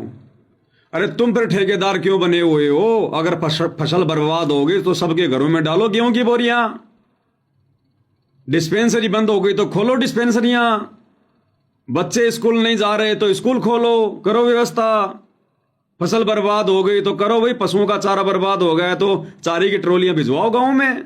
तुम क्या कर रहे हो फिर? बस खाली पानी निकालने का काम है क्या तुम्हारा? इतने ठेकेदार हो गया तुम? कबीर भगवान केवल दुनिया का पानी पानी निकालता है क्या? और कोई चारे वारे की व्यवस्था नहीं करता क्या? गोली दवाई की व्यवस्था नहीं करता क्या? खाली पानी पानी निकालता है कबीर भगवान। इसलिए हमारी आपसे विनम्र प्रार्थना है कि आप सभी ग्रामवासी मिलकर जल्द से जल्द पानी को गांव से बाहर निकालें ताकि अगली फसल की बिजाई हो सके। निकालेंगे। इसमें 36 बिरादरी का हित है। यदि आप ये नहीं कर पाए तो फिर हम उस गांव को किसी प्रकार की आपदा में कोई भी राहत भविष्य में नहीं देंगे। ये हमारे गुरुदेव संत रामपाल जी महाराज का हमें सख्त आदेश है और आप सभी ग्रामवासियों से विनम्र निवेदन है। सत साहिब। ये है इनके आदेश भाई और बहनों, ऐसे होते हैं इनके आदेश, इस प्रकार के होते हैं इनके आदेश। गुरु मानुष कर जानते ते नर कहिए अंध, मैं दुखी संसार में आगे काल के फंद। परमात्मा कहते हैं सतगुरु बतावे ठोर ठिकाना, कोई मारे परवीण निशाना। इस भक्ति मार्ग पर ज्ञान को आधार बनाकर मर्यादाओं में रहकर ये मोक्ष रूपी निशाना वही आत्मा साधेंगी जो परमेश्वर की अधिकारी आत्मा होंगी, इन फालतू के ठेकेदारों की तरह नहीं। तो कहते हैं सतगुरु बतावे ठोर ठिकाना और कोई परवीण फिर मारे निशाना। तो सतगुरु ने हमें ठोर ठिकाना बता दिया कि भक्तों ने दान धर्म कहां लगाना चाहिए, कैसे दान धर्म का सदुपयोग करना चाहिए, किन के हाथों में दान देना चाहिए और कैसे भक्तों ने अपनी भक्ति सफल करनी चाहिए। तो ये सबके बस की बात नहीं है भाई और बहनों, सतगुरु ने तो सबको ठोर ठिकाना बता दिया सत्संगों में। अब आगे कहते हैं कोई मारे परवीण निशाना। परवीण यानी कोई चतुर भगत, कोई शाना भगत, ज्ञानी भगत ही वो निशाना ठोर ठिकाने लगाएगा। फिर बाकी ऐसे बर्बाद करेंगे मान बढ़ाई के चक्कर में काल प्रेरणा से। तो हालत बहुत पतली है भाई और बहनों, काल संगत पर बुरी तरह से हावी है, पूरी तरह से हावी है। बच के निकल पाना बड़ा मुश्किल है, बड़ा मुश्किल है। ऐसी होती है पकड़। बंदर का बच्चा मां की छाती से कैसे चिपट जाता है, वो पेड़ पर फुदकती रहती है, दौड़ती रहती है, वो नहीं गिरता। ऐसे काल ने संगत के ऊपर जकड़ बना रखी है तगड़ी। ये लाख कोशिशें कर लो, ये फंसते जाएंगे उल्टे, क्योंकि सतगुरु ने अब इन आश्रम वालों के सिर से अपना हाथ उठा लिया है। अब ये जितना प्रयास करेंगे उतना फंसते चले जाएंगे। दलदल में फंसा हुआ आदमी जितना ज्यादा हाथ पैर मारेगा उतना ज्यादा नीचे धसेगा। तो ये काल के दलदल में फंस चुके हैं आश्रम वाले। ये अपनी मर्जी से तो बहुत अच्छा कर रहे हैं कि जाते ही गुरुजी हमें आशीर्वाद दे देते हैं, जाते ही गुरुजी हमारे को आदेश दे देते हैं, चाहे हम कोई भी प्रार्थना लेकर जाओ। ये बड़े खुश हो रहे हैं कि गुरुजी बड़े खुश हैं, हम बहुत अच्छी सेवा कर रहे हैं। अरे परीक्षा काल है, परीक्षा काल है। इस समय तुम सतगुरु से जहर खाने की प्रार्थना लेकर जाओगे तो आदेश मिलेगा खा लो, क्या पता बाद में मौका मिले ना मिले, खा लो। तो भाई और बहनों, ये गढ़ तो परमेश्वर की विशेष आत्माएं ही जीतेंगी इस कलयुग की पिछली पीढ़ी में। इसीलिए परमेश्वर ने अपनी वाणियों में कहा है, खोकापुर में काग मिले दिन दोई रे, अरबों में कोई हंस हमारा होई रे। और धर्मदास जी को परमात्मा ने कहा था, बहु जल में बहु काग हैं, कोए कोए हंस हमार, ए जी साधो कोए कोए हंस हमार। कहे कबीर धर्मदास से, कहे कबीर धर्मदास से, उनका खेवा उतारूं पार, निर्विकार निर्भय। बहुजल में बहु काग है और कोई कोई हंस हमार, कहें कबीर धर्मदास से, उनका खेवा उतारूं पार। इस संसार में 21 ब्रह्मांड में ज्यादातर तो काल के कव्वे हैं, जो भगत बनकर भी हंस नहीं बन पाएंगे, वो कव्वे प्रवृत्ति में रहेंगे। कहते हैं हमारे तो कोई कोई हंस होंगे जो हमारे नियमों पर चलेंगे, हमारी बातों को समझ पाएंगे, हमारे संकेतों के अनुसार चलेंगे, वो तो कोई कोई हंस होंगे। और कहे कबीर धर्मदास से, केवल उन्हीं को पार उतारूंगा, उनका खेवा उतारूं पार। तो भाई और बहनों, ये दया पूज्य गुरुदेव की वर्तमान में हम सत्सेवक भाई बहनों के ऊपर असीम है, छप्पर फाड़ है। जिन गलतियों को ये आश्रम वाले सहर्ष कर रहे हैं, उन गलतियों से हम भगत भाई बहनों को सबक मिल रहा है, शिक्षा मिल रही है कि हे परमेश्वर, हमें तो इस प्रकार के कुकर्मों से बचाना, इस फालतू की ठेकेदारी से परमात्मा हमें तो बचाना। ये बंदे छोड़, जिस प्रकार इन आश्रम वालों की बुद्धि पर काल बैठा हुआ है, ये तनिक भी विचार नहीं कर पा रहे हम क्या कर रहे हैं। तो हमें गुरुदेव भगवान से और अधिक सद्बुद्धि मांगनी चाहिए, और अधिक भीख मांगनी चाहिए परमात्मा से कि परमेश्वर दया करो, हमारे ऊपर तो ऐसा दाव बिल्कुल भी ना लगे काल का। और उसके लिए भाई और बहनों कंडीशन वही है, यदि हमने जरा भी दोष देख लिया सतगुरु में, जरा भी मानुष वाली दृष्टि से सतगुरु को देख लिया, उसी समय हमारी बात बिगड़ जाएगी। दास ने कल परसों एक पोस्ट डाली थी फेसबुक पर, जिसमें दास ने कहा था कि भाई संत रामपाल जी सतलोक आश्रमों से जुड़ी संगत के भाई हैं, ना कि गुरु। कितने भगत सहमत हैं कमेंट्स में जरूर बताएं। तो बहुत सारे भगत भाई बहन जो समझदार हैं, संकेतों को समझने लग गए हैं, गुरुदेव की दया है, उन्होंने तो अपने विचार व्यक्त कर दिए कि भगत जी बिल्कुल सही बात है, संत रामपाल जी सतलोक आश्रमों से जुड़े हुए भगत भाई बहनों के गुरु नहीं है, उनके भाई हैं। भाई, गुरु तो केवल सत्सेवकों के हैं। तो समझदार आत्माओं ने तो अपने विचार व्यक्त कर दिए, बिल्कुल सही है। कुछ एक ऐसे थे जिनकी बुद्धि काल के यहां पर गिरवी रखी हुई है, घास चरने गई हुई है, उन्होंने अपने हिसाब से उल्टी सीधी बातें बोल दी। कुछ एक बेचारे ऐसे हैं जो अभी असमंजस की स्थिति में है, वो कुछ कह नहीं पाए कि भाई भाई कैसे हैं और गुरु कैसे हैं। इस बात का तो तभी पता चलेगा जब भाई भगत जी कोई वीडियो बनाएंगे। तो दास ने क्यों कहे ये शब्द भाई और बहनों, तो मूर्ख थोड़ी है जो हम लोग ऐसे डाल के छोड़ देंगे कोई भी चीज। यहां जो भी बात बोली जाती है प्रमाणों के साथ में बोली जाती है। तो वर्तमान में सतगुरु रामपाल जी सतलोक आश्रमों से जुड़ी हुई संगत के गुरु नहीं है, उनके भाई हैं, उनके भाई। और भाई के भरोसे सतलोक जाने के सौपन लो सौपन। कैसे हैं भाई और बहनों, क्योंकि ये ज्ञान मार्ग है, ज्ञान मार्ग। और ज्ञान मार्ग को ज्ञान से ही समझा जाएगा, जोर जबरदस्ती से नहीं समझा जाएगा। सतगुरु से भीख मांग मांग के ज्ञान की, सद्बुद्धि की, तब समझा जाएगा। अब कैसे हैं आश्रमों से जुड़ी संगत के भाई संत रामपाल जी। भाई और बहनों, कुछ दिन पहले एक एआई से इन्होंने 25 मिनट का वीडियो बनाया था, एक फिल्म बनाई थी इन्होंने कार्टून वाली, संत और परमात्मा का अद्भुत मिलन। और उसमें इन्होंने क्या सुनाया, क्या बताया, क्या दिखाया। रामपाल, तुम मेरी परम हंस आत्मा हो, जगत कल्याण के लिए मैंने ही तुझे भेजा है। रामपाल, तुम मेरी परम हंस आत्मा हो, जगत कल्याण के लिए मैंने ही तुझे भेजा है। बताओ, इस वीडियो में इन्होंने जो मन में आया, जो मुंह में आया, वो बुलवा दिया। घर की भाई लिखने वाला काका जो मर्जी लिखो, कौन हाथ पकड़ेगा भाई। लेकिन ये वीडियो भाई और बहनों आने वाले हजारों वर्षों तक, जब तक ये भक्ति मार्ग चलेगा, इन सतलोक आश्रम वालों की मंद बुद्धिता का सबूत देता रहेगा।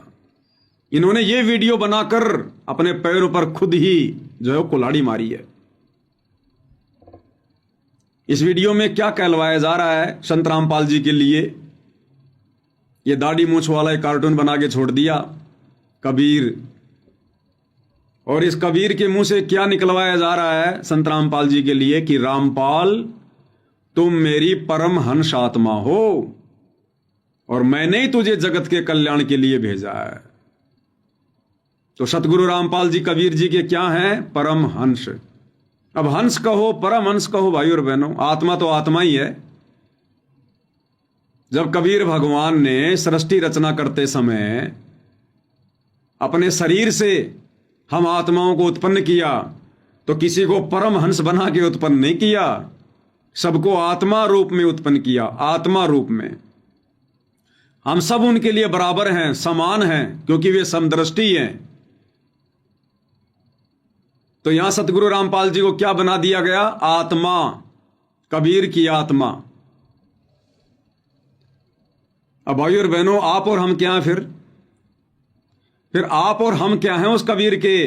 हम भी तो उनकी आत्मा हैं। अरे हम भी उनकी आत्मा, और संत रामपाल जी भी कबीर की आत्मा। तो आत्मा आत्मा का क्या रिश्ता हुआ? भाई भाई का। अरे बाप तो हमारा परमात्मा है कबीर, बाकी सब आत्मा है। तो खुद कबीर जी कह रहे हैं। अब कबीर जी कह रहे हैं, इसका मतलब संत रामपाल जी तो कबीर जी हो नहीं सकते, क्योंकि कबीर जी तो उनसे अलग सामने खड़े हैं। तो संत रामपाल जी चाहे आत्मा हो, चाहे वो परमहंस आत्मा हो, है तो जीव ही, फिर है तो आत्मा ही फिर, क्योंकि कबीर तो एक ही है सृष्टि में। तो कबीर तो सामने खड़ा है, दाढ़ी मूंछ वाला, और संत रामपाल जी को कह रहा कि तुम मेरी परमहंस आत्मा हो, यानी तुम मेरी आत्मा हो, मेरे बच्चे हो। तो आप और हम क्या कबीर के दुश्मन हैं क्या? इस सृष्टि के जितने भी प्राणी, गधे, कुत्ते, सुअर, ये कबीर जी के दुश्मन हैं क्या? हम सब कबीर की आत्मा हैं, और संत रामपाल जी भी कबीर की आत्मा हैं। तो एक आत्मा दूसरी आत्मा की गुरु नहीं हो सकती, एक आत्मा दूसरी आत्मा की भाई हो सकती है। तो इन्हीं लोगों के विचारों के आधार से दास ने कहा है कि जब तक तुम सतलोक आश्रम वाले संत रामपाल जी को कबीर जी की आत्मा समझोगे, कबीर जी के द्वारा भेजे गए उनके संदेश वाक समझोगे, तब तक संत रामपाल जी तुम्हारे भाई बने रहेंगे, भाई। और भाई भाई का लाख जन्म भी मोक्ष नहीं करवा सकता, लाख जन्म भी। अरे चलो, संत रामपाल जी तो तुम्हारी दृष्टि में कबीर जी के परमहंस हैं। कबीर जी ने तो जिस समय आत्माओं को उत्पन्न भी नहीं किया था, केवल अपने 16 उन पुत्रों को उत्पन्न किया था। अपने 12वें नंबर के बेटे को, अचिंत को, साफ साफ कह दिया था कि आगे मेरे किसी भी कार्य में टांग मत अड़ाना, समर्थ का काम उसी को साजे, और करे तो मूर्ख बाजे। तुम्हारे बस की बात नहीं है सृष्टि रचना। तो बताओ भाई, फिर संत रामपाल जी क्या है फिर? जब अचिंत को ही उन्होंने पाबंद कर दिया कि आगे से सारे काम मैं करूंगा, तो संत रामपाल जी कौन हुए फिर? आप लोगों की नजरों में जीव, एक आत्मा, और आप खुद कहलवा रहे हो भाई, आप खुद उनको एक आत्मा घोषित कर रहे हो। पाल, तुम मेरी परम हंस आत्मा हो, जगत कल्याण के लिए मैंने ही तुझे भेजा है। रामपाल, तुम मेरी परम हंस आत्मा हो, जगत कल्याण के लिए मैंने ही तुझे भेजा है। अब इन आश्रम वालों को यह भी समझाना पड़ेगा कि हंस क्या होता है और परमहंस क्या होता है। इन्हें इतना भी नहीं पता है भाई और बहनों। ये सत्संग सुनते जरूर हैं, लेकिन ये विचार नहीं करते सत्संगों पर, ये चिंतन मनन नहीं करते, और फिर हमें उल्टा उलाना देते हैं कि ये पवन दास कौन होता है सत्संगों का सार निकालने वाला। तो तुम निकाल के दे दिया करो, हम तो तुम्हारे निकाले हुए वो देख लेंगे भाई।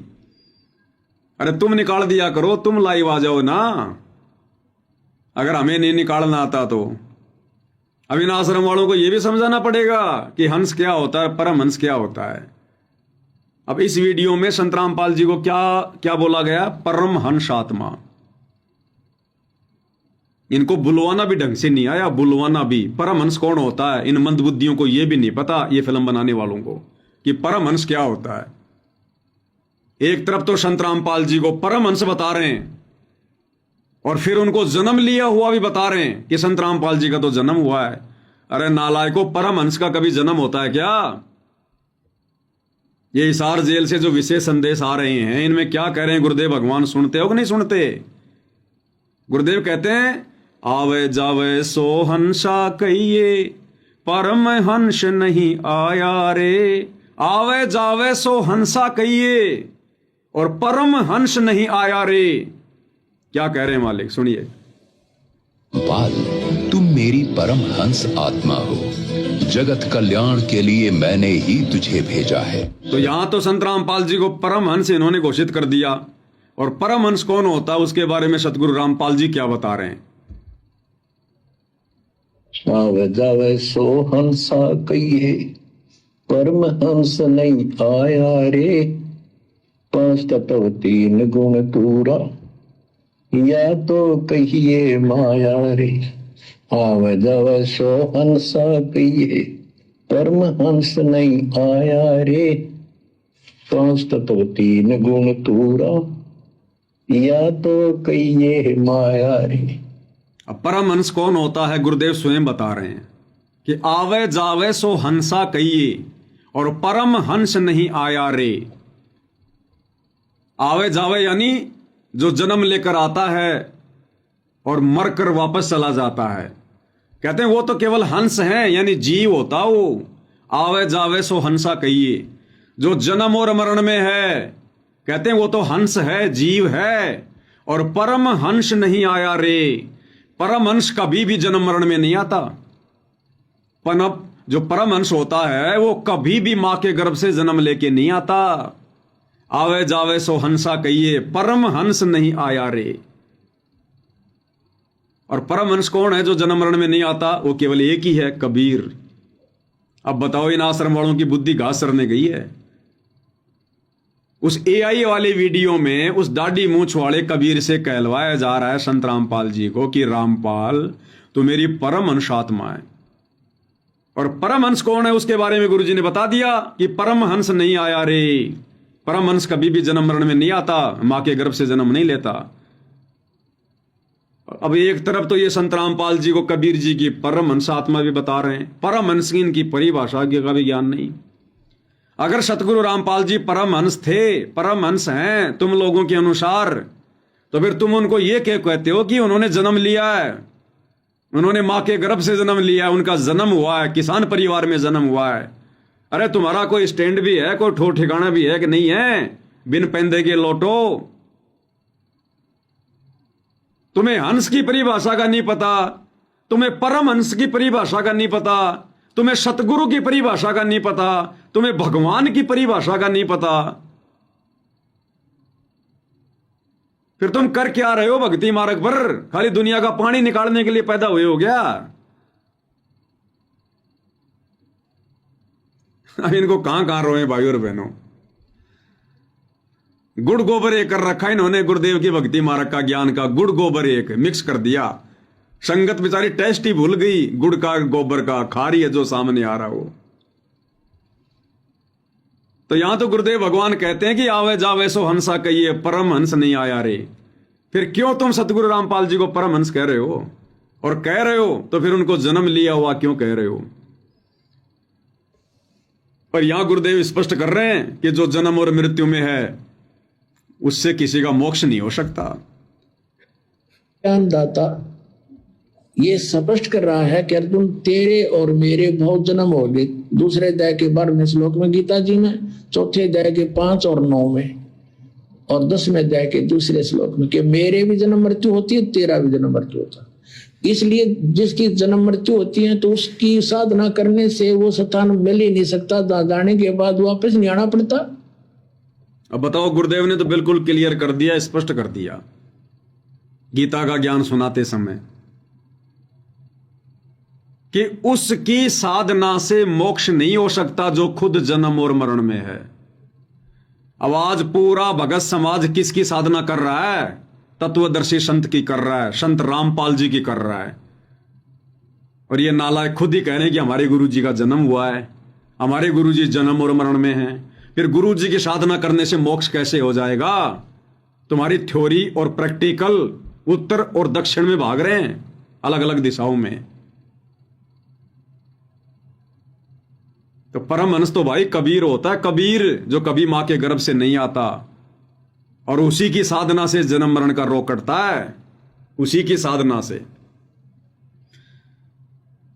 अब भाई और बहनों, गुरुदेव भगवान ने जिस प्रकार से हमें ज्ञान समझाया है ना, शास्त्रों का हवाला दे दे के, उस ज्ञान को केवल उनकी विशेष आत्मा ही समझ सकती है। भीड़ के बस की बात नहीं है, भीड़ के बस की बात। गुरुदेव भगवान ने हमें क्या बताया? गुरुदेव ने बताया कि देखो बच्चों, ये जो दुर्गा है ना, दुर्गा, ये दुर्गा तीनों देवताओं की मां है, तीनों देवताओं की मां। और इन तीनों देवताओं का जन्म और मरण होता है। तो संगत ने सहर्ष स्वीकार कर लिया कि हां गुरुजी, बिल्कुल सत्य बात है, ठीक है। फिर गुरुदेव भगवान ने बताया कि बच्चों देखो, विष्णु जी खुद कह रहे हैं कि मैं दुर्गा से ऊपर किसी को नहीं मानता। मेरे अध्यात्म ज्ञान में, मेरी नजरों में दुर्गा जी से बढ़कर और कोई देवता नहीं है, कोई भगवान नहीं है, और मैं भी उसी की साधना करता हूं। संगत ने सहर्ष स्वीकार कर लिया कि गुरुजी बिल्कुल ओके, ऐसा ही है, ठीक है। फिर गुरुदेव ने बताया कि देखो दुर्गा क्या कह रही है देवी भागवत पुराण में, पेज नंबर 562 पर, हिमालय राजा को ज्ञान उपदेश देते समय, कि भाई तू और सब बातों को छोड़ दे, यानी मेरी भक्ति भी छोड़ दे, मेरी पूजा भी छोड़ दे दुर्गा की, और उस ब्रह्म की भक्ति कर। उसका ओम नाम है और वो ब्रह्म लोक में रहता है। तो संगत ने कहा गुरुजी बिल्कुल ओके, बिल्कुल सही है गुरुजी, नो प्रॉब्लम, ठीक है। फिर गुरुदेव ने गीता जी में दिखाया कि बच्चों देखो ये ब्रह्म क्या कह रहा है 8वें अध्याय के 13वें श्लोक में, कि मेरा ओम नाम का मंत्र है और मेरी साधना जो करेगा वो ब्रह्म लोक में जाएगा। और फिर उस ब्रह्म ने गीता अध्याय 15 श्लोक नंबर 17 में कह दिया कि भैया मैं भी पूरा भगवान नहीं हूं, मेरे से ऊपर तो और बहुत हैं, और उत्तम पुरुष है तू अन्य परमात्मा इति उदारत है, ये लोग तरम अवश्य विभर्ति अवय ईश्वर है, कि उत्तम पुरुष तो, उत्तम ब्रह्म तो कोई और ही है, परम अक्षर ब्रह्म, और उसकी जानकारी कोई तत्वदर्शी संत देगा, कोई तत्वदर्शी संत उससे जाकर पूछो। तो संगत ने बिल्कुल सहर्ष स्वीकार कर लिया कि गुरुजी बिल्कुल ओके, ऐसा ही है, ठीक है। अब उस तत्वदर्शी संत ने, यानी सतगुरु रामपाल जी ने, उस तत्वदर्शी संत ने फिर यह बता दिया सत्संग दे दे के, सुना सुना के, कि भैया कबीर भगवान है, कबीर भगवान है जो पूजा के योग्य है, सबका धारण पोषण करता है, कबीर भगवान है। तो संगत ने बिल्कुल सहर्ष स्वीकार कर लिया गुरुजी बिल्कुल ऐसा ही है, कबीर ही भगवान है, ठीक है। फिर गुरुजी ने यह भी दिखा दिया कबीर सागर में कि देखो 650 साल पहले उस कबीर ने क्या कहा था, कि जब आवे 5505 तब ये वचन मेरा होगा साचा, और 12वें पंथ हम ही चल आवें, सब पंथों को मिटाकर एक पंथ चलावें।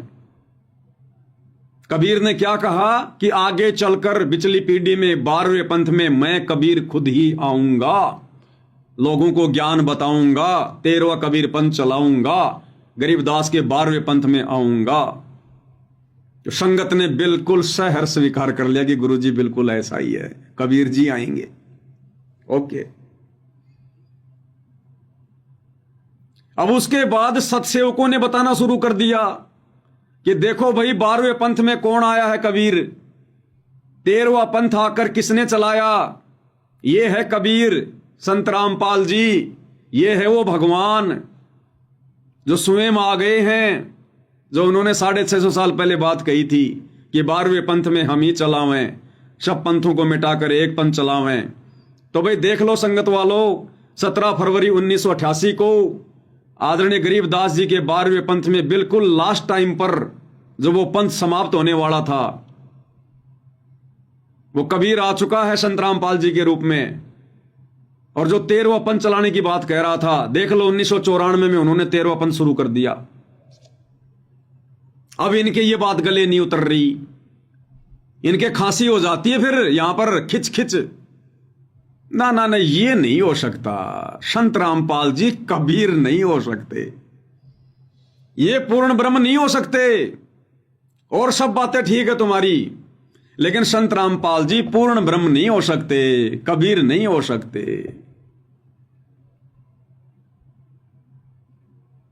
तो चलो भाई तुम्हें और समझाएंगे थोड़ा। फिर इनको हम याद दिला रहे हैं कि भाई संत रामपाल जी तुम्हारी नजरों में अगर पूर्ण ब्रह्म नहीं है, कबीर नहीं है, आश्रम वालों, तो नित्य नियम पढ़ते हो तुम? हाँ नित्य नियम पढ़ते हैं, रोज सुनते हैं गुरुजी की आवाज में। तो नित्य नियम में गुरुजी क्या कहते हैं पूर्ण ब्रह्म के बारे में, सतगुरु के बारे में क्या कहते हैं, सतगुरु कौन है, सतगुरु कौन है वर्तमान में? तो भगत कहते हैं कि जी हमारे गुरु जी संत रामपाल जी हैं सतगुरु। अच्छा, संत रामपाल जी कच्चे सतगुरु हैं, पक्के सतगुरु? अरे पक्के सतगुरु, कच्चे का कोई मतलब ही नहीं है। तो सतगुरु के बारे में क्या लिखा है नित्य नियम में, तुम रोज सुनते हो? क्या लिखा है जी? सतगुरु पूर्ण ब्रह्म है और सतगुरु आप अलेख, सतगुरु रमता राम है, इसमें मीन न मेख। अरे आश्रम वालों, पूर्ण ब्रह्म कौन है? पूर्ण ब्रह्म तो कबीर है, कबीर। और यहां किसको कहा जा रहा है पूर्ण ब्रह्म? सतगुरु को, कि सतगुरु ही पूर्ण ब्रह्म है और सतगुरु आप अलेख, सतगुरु ही वो अदृश्य परमात्मा है जो निर्गुण रूप में सतलोक में बैठा हुआ है। आप अलेख यानी जिसको कोई लख नहीं सकता, जिसको कोई देख नहीं सकता अपनी मर्जी से। और सतगुरु ही रमता राम है। रमता राम यानी विचरण करने वाला, जगह जगह प्रकट होकर अपना ज्ञान प्रचार करने वाला, घूम घूम के, उसको कहते हैं रमता राम। सतगुरु ही रमता राम है। और कहते हैं या में मीन ना मेख, यानी इनमें बिल्कुल भी संदेह की कोई गुंजाइश नहीं है। फिर भी संगत कहती है कि नहीं नहीं नहीं नहीं नहीं, नहीं। संत रामपाल जी सतगुरु तो हैं लेकिन पूर्ण ब्रह्म नहीं है। ये कबीर नहीं हो सकते, पूर्ण ब्रह्म नहीं है। सतलोक में ये संत रामपाल जी नहीं हो सकते कबीर रूप में। वो पूर्ण ब्रह्म तो कोई और है, दाढ़ी वाला, मूछ वाला। अब कैसे समझाएं भाई तुम्हें? चलो और क्या बताएं तुम्हें। अच्छा ये बताओ, जो गरीबदास जी को आकर मिले थे वो कौन थे? अरे वो तो पूर्ण ब्रह्म थे, कबीर भगवान थे, जो जिंदा बाबा के रूप में गरीबदास जी को आकर मिले 10 साल की उम्र में गांव छुड़ाने के खेतों में।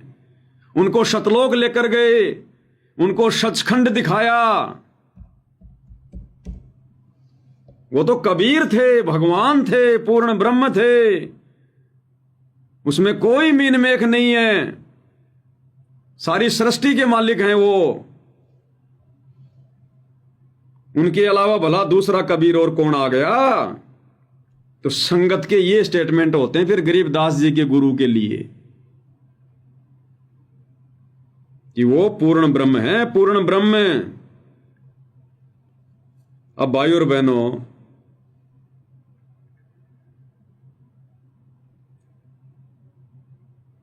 अब गुरुदेव भगवान ने क्या बताया विशेष संदेश में?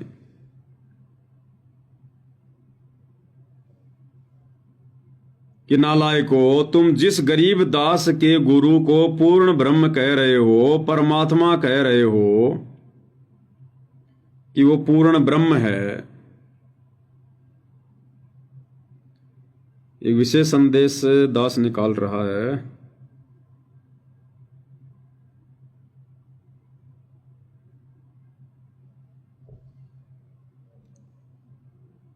कि जो गरीबदास जी को मिले थे वो तो पूर्ण ब्रह्म है, पूर्ण ब्रह्म कबीर हैं, कोई मीन मेख नहीं है। अब भाई और बहनों, विशेष संदेश में गुरुदेव भगवान ने क्या कहा कि नालायक, वो गरीबदास को जो आकर मिला था, जो गरीबदास का गुरु था, जिंदा बाबा, अरे मैं वही तो हूं। अरे तुम्हारा गुरु रामपाल मैं वही तो हूं जो तुम्हारे सामने प्रत्यक्ष प्रकट हूं, और गरीबदास जी के समय भी मैं ही था। क्या कहा गुरुदेव ने विशेष संदेश में? तो क्या बताते हैं? उत्तर दक्षिण पूर्व पश्चिम फिरता दाने दाने नो, और सर्व कला सतगुरु साहिब की। हरि आए हरियाणे। गरीबदास जी के समय आए थे बारे भाई प्रगट सामने था रहे, पहचाने जात पहचान लियो। गरीबदास जी के समय आए थे बारे भाई प्रगट सामने था रहे, पहचाने जात पहचान लियो। गरीबदास जी के समय आए थे बारे भाई प्रगट सामने था रहे, पहचाने जात पहचान लियो। क्या कह रहे हैं सतगुरु रामपाल जी विशेष संदेश नंबर 75 में? कि भाई गरीबदास जी के समय आए थे और आज तुम्हारे सामने प्रत्यक्ष प्रकट हैं। पिछाने जाए तो पिछान लो भाई, पिछाने जाए तो पिछान लो। अब संगत थोड़ा सा सोचने पर मजबूर होती है कि भाई हम तो गरीबदास जी के गुरु को पूर्ण ब्रह्म मान रहे हैं, कबीर मान रहे हैं, और यहां तो गुरुदेव ने जेल से जो संदेश भेजे हैं 75 नंबर विशेष संदेश में साफ साफ कह दिया कि वो मैं ही तो हूं जो गरीबदास का गुरु बन के आया था, कि भाई गरीबदास जी के समय आए थे और आज तुम्हारे सामने प्रत्यक्ष प्रकट है, पहचाने जाए तो पहचान लो। लेकिन फिर संगत के मन में आती है कि ये पूर्ण ब्रह्म तो चलो ठीक है, पर ये वो पूर्ण ब्रह्म नहीं हो सकता जो शतलोक में बैठा है, शतलोक में। तो फिर हम सत्सेवक इनको समझाते हैं, तुम संध्या आरती भी करते हो नहीं करते? हां करते हैं ना संध्या आरती। कैसे करते हो? अरे गुरुजी का ऑडियो वीडियो चला के करते हैं, काम भी करते हैं और संध्या आरती भी करते हैं। तो नालायको उसी संध्या आरती में जब पेज नंबर 58 पे हम जाते हैं, 58 पेज नंबर पर संध्या आरती में, अब आश्रम वालों की तो पता नहीं कितने पेज नंबर है, लेकिन सात संगत वाली तो 58 पेज नंबर है। तो जब 58 पेज नंबर पे जाते हैं तो इसमें क्या वाणी आ रही है कि पूर्ण ब्रह्म कौन है, सतलोक में कौन बैठा है? अनंत कोटि जाके बाजे बाजें और पूर्ण ब्रह्म अमरपुर साजें। अरे अभी तुमने मान तो लिया था कि गरीबदास जी के गुरु पूर्ण ब्रह्म है, और अब तुम्हारे को गुरुदेव भगवान के मुख कमल से वीडियो सुना दिया, ऑडियो इसार जेल वाला, कि भाई गरीबदास जी के समय आए थे और अब तुम्हारे सामने प्रत्यक्ष प्रकट हैं, पहचान सको तो पहचान लो। तो कौन हुए फिर पूर्ण ब्रह्म वर्तमान में? सतगुरु रामपाल जी हुए ना। हां, तो शतलोक में फिर कौन बैठा है? इस वाणी के अनुसार पूर्ण ब्रह्म, अनंत कोटि जाके बाजे बाजे, पूर्ण ब्रह्म अमरपुर साजें। फिर भी संगत का थोड़ा पेटा सा नहीं भरता कि नहीं नहीं नहीं, नहीं मजा नहीं आया, पूरी तरह से मजा नहीं आया। कोई और हमारे जैसा कोई भगत कहे तब बात बने। ये सत्सेवकों की बात नहीं मानेंगे, कोई आश्रम वाला कहे ना ये बात भगत कि भाई सतलोक में गुरुजी बैठे हुए हैं तब बात बनाई, ऐसे ऐसे तो पूर्ण ब्रह्म नहीं। अब इनको भाई और बहनों इन्हीं के भक्तों की एंट्री सुना देते हैं आश्रम वालों की, क्योंकि हमारे ऊपर तो ये विश्वास करते नहीं है, तो आश्रम वालों के सुना देते हैं भाई और बहनों। कम से कम उनकी बात मान के भी अगर इनकी बुद्धि ठिकाने आ जाए तो इन भोली आत्माओं का भला हो जाए, इनका भला हो जाए अगर इनकी बात भी मान लेंगे तो। अगर ये तो भाई तुम्हें आश्रम वालों के एक दो इंटरव्यू सुना देते हैं। ये इंटरव्यू हमने तो बनाए नहीं, हम तो इनको जानते भी नहीं। इन सतलोक आश्रमों में इन्होंने इंटरव्यू दिए हैं। तो ये आश्रमों से जुड़ी एक बहन है, ये बहन ही तुम्हें बताएगी भाई कम से कम इनकी बात तो मान लेना। अगर सत्सेवकों की नहीं मानो तो इन आश्रमों से जुड़े हुए लोगों की तो मान लो। ये बहन कह रही है मैं सतलोक में गई थी, मुझे गुरुजी लेकर गए थे, और सतलोक के सिंहासन पर कौन बैठे हुए थे? मुझे गुरुजी लेकर गए, और जब मैंने वहां देखा कबीर साहिब बैठे वहां सिंहासन पर, और संत रामपाल जी उसके ऊपर चवर कर रहे हैं, तो मेरे मन में आया कि ये है कबीर भगवान जिस पर संत रामपाल जी चवर कर रहे हैं। फिर मैं क्या देखती हूं, वो कबीर भगवान दाढ़ी मूंछ वाला जिसको मैं कबीर मान रही थी वो खड़ा हुआ, और संत रामपाल जी सिंहासन पर बैठ गए, और उसके बाद में वो दाढ़ी मूंछ वाला कबीर संत रामपाल जी पे चवर कर रहा है, और थोड़ी देर बाद में दाढ़ी मूंछ वाला संत रामपाल जी के अंदर समा गया, अकेले संत रामपाल जी बच गए। फिर मेरी आंखें खुली, ओ हो ये तो संत रामपाल जी पूर्ण परमात्मा हैं, कबीर जी हैं। महाराज जी ने मुझे कबीर साहिब जी के सिंहासन के पास ले गए, और वहां पर बंदीछोड़ गुरु रामपाल जी महाराज जी कबीर साहिब के सिंहासन के साइड में खड़े हो गए, और मैं उनके सामने कबीर साहिब के सामने खड़ी थी। तो क्या हुआ, देखते ही देखते क्या हुआ कि बंदीछोड़ सदगुरु रामपाल जी महाराज कबीर साहिब के शरीर में समा गए, और फिर अकेले कबीर परमात्मा रह गए। फिर कबीर परमात्मा का शरीर बंदीछोड़ सदगुरु रामपाल जी महाराज जी के रूप में चेंज हो गया। फिर बंदी छोड़ सदगुरु रामपाल जी महाराज जी कबीर साहब के रूप में चेंज हो गए। फिर तब मुझे वहां पर समझ आया कि जो बंदी छोड़ सदगुरु रामपाल जी महाराज जी हमारे बीच यहाँ धरती पर रह रहे हैं, यही खुद कबीर परमात्मा है और यही भगवान है जिसे मैं बचपन से तलाश रही। धन्यवाद बहन जी, मंदबुद्धियों को समझाने के लिए, अगर समझ जाएंगे तो भाई ये सतलोक आश्रमों से जुड़ी बहन है। इंटरव्यू देने वाली भी तुम्हारी बहन, इंटरव्यू लेने वाले भी तुम्हारे भाई, और इन इंटरव्यू को तुम टीवी चैनलों पर चलाते हो। और फिर भी तुम्हें यदि यकीन नहीं है कि ये बहन जो कह रही है वो सही होगा, तो फिर ये सत्संग सुनना छोड़ दो। फिर ये इंटरव्यू टीवी चैनल पर क्यों चलाते हो? क्यों भक्तों का पैसा बर्बाद करते हो? फिर तुम, जब तुमने विश्वास ही नहीं है इन इंटरव्यू पर, क्यों फिर भक्तों का पैसा बर्बाद कर रहे हो? क्यों तुम अपने समाज से बर्बाद कर रहे हो? क्यों फिर तुम ये भक्ति कर रहे हो? तो क्लियर कर दिया इस बहन ने। ऐसे बहुत सारे इंटरव्यू मेरे पास में, हर बार सुनाता हूं आप भाई बहनों को कि सतलोक के सिंहासन पर कौर बैठे हुए हैं। तो ये सारी बातें देख के फिर इन आश्रम वालों को भाई और बहनों इतनी तो समझ में आ जाती है कि भाई दाल में कुछ काला है, दाल में कुछ काला है। इतना सब कुछ देखकर ये कंफ्यूजन वाली स्थिति में आ चुके हैं आश्रम वाले। कंफ्यूजन कि भाई वास्तव में असली कबीर ये ढाडी मूछ वाला है या असली कबीर संत रामपाल जी हैं। तो ये कंफ्यूजन वाली स्थिति में आ गई। अभी क्लियर अभी भी नहीं है, कंफ्यूजन वाली स्थिति में है। एक सत्संग में गुरुदेव भगवान ने बताया, सत्संग में बताया या शायद वैसे, दो व्यक्ति थे, पुराने समय की बात है। दो व्यक्ति थे बेचारे, गांव से वो एक बार दिल्ली चले गए, दिल्ली। अब दिल्ली जाते जाते उनको रात्रि हो गई, शाम हो गई। अब शाम के समय तो बाजार वगैरह धीरे धीरे बंद होने लगे जाते हैं। तो तकरीबन सर्दियों का टाइम था, 7:30-8 बजे के आसपास वो ट्रेन से दिल्ली उतरे। और दिल्ली उतरते जैसे ही वो, पहली बार गए थे बेचारे, गांव में रहने वाले थे, ज्यादा जानकारी थी नहीं उनको। जैसे ही स्टेशन के बाहर निकले तो बाहर निकलते उन्होंने क्या देखा, एक आदमी अमरूद बेच रहा है।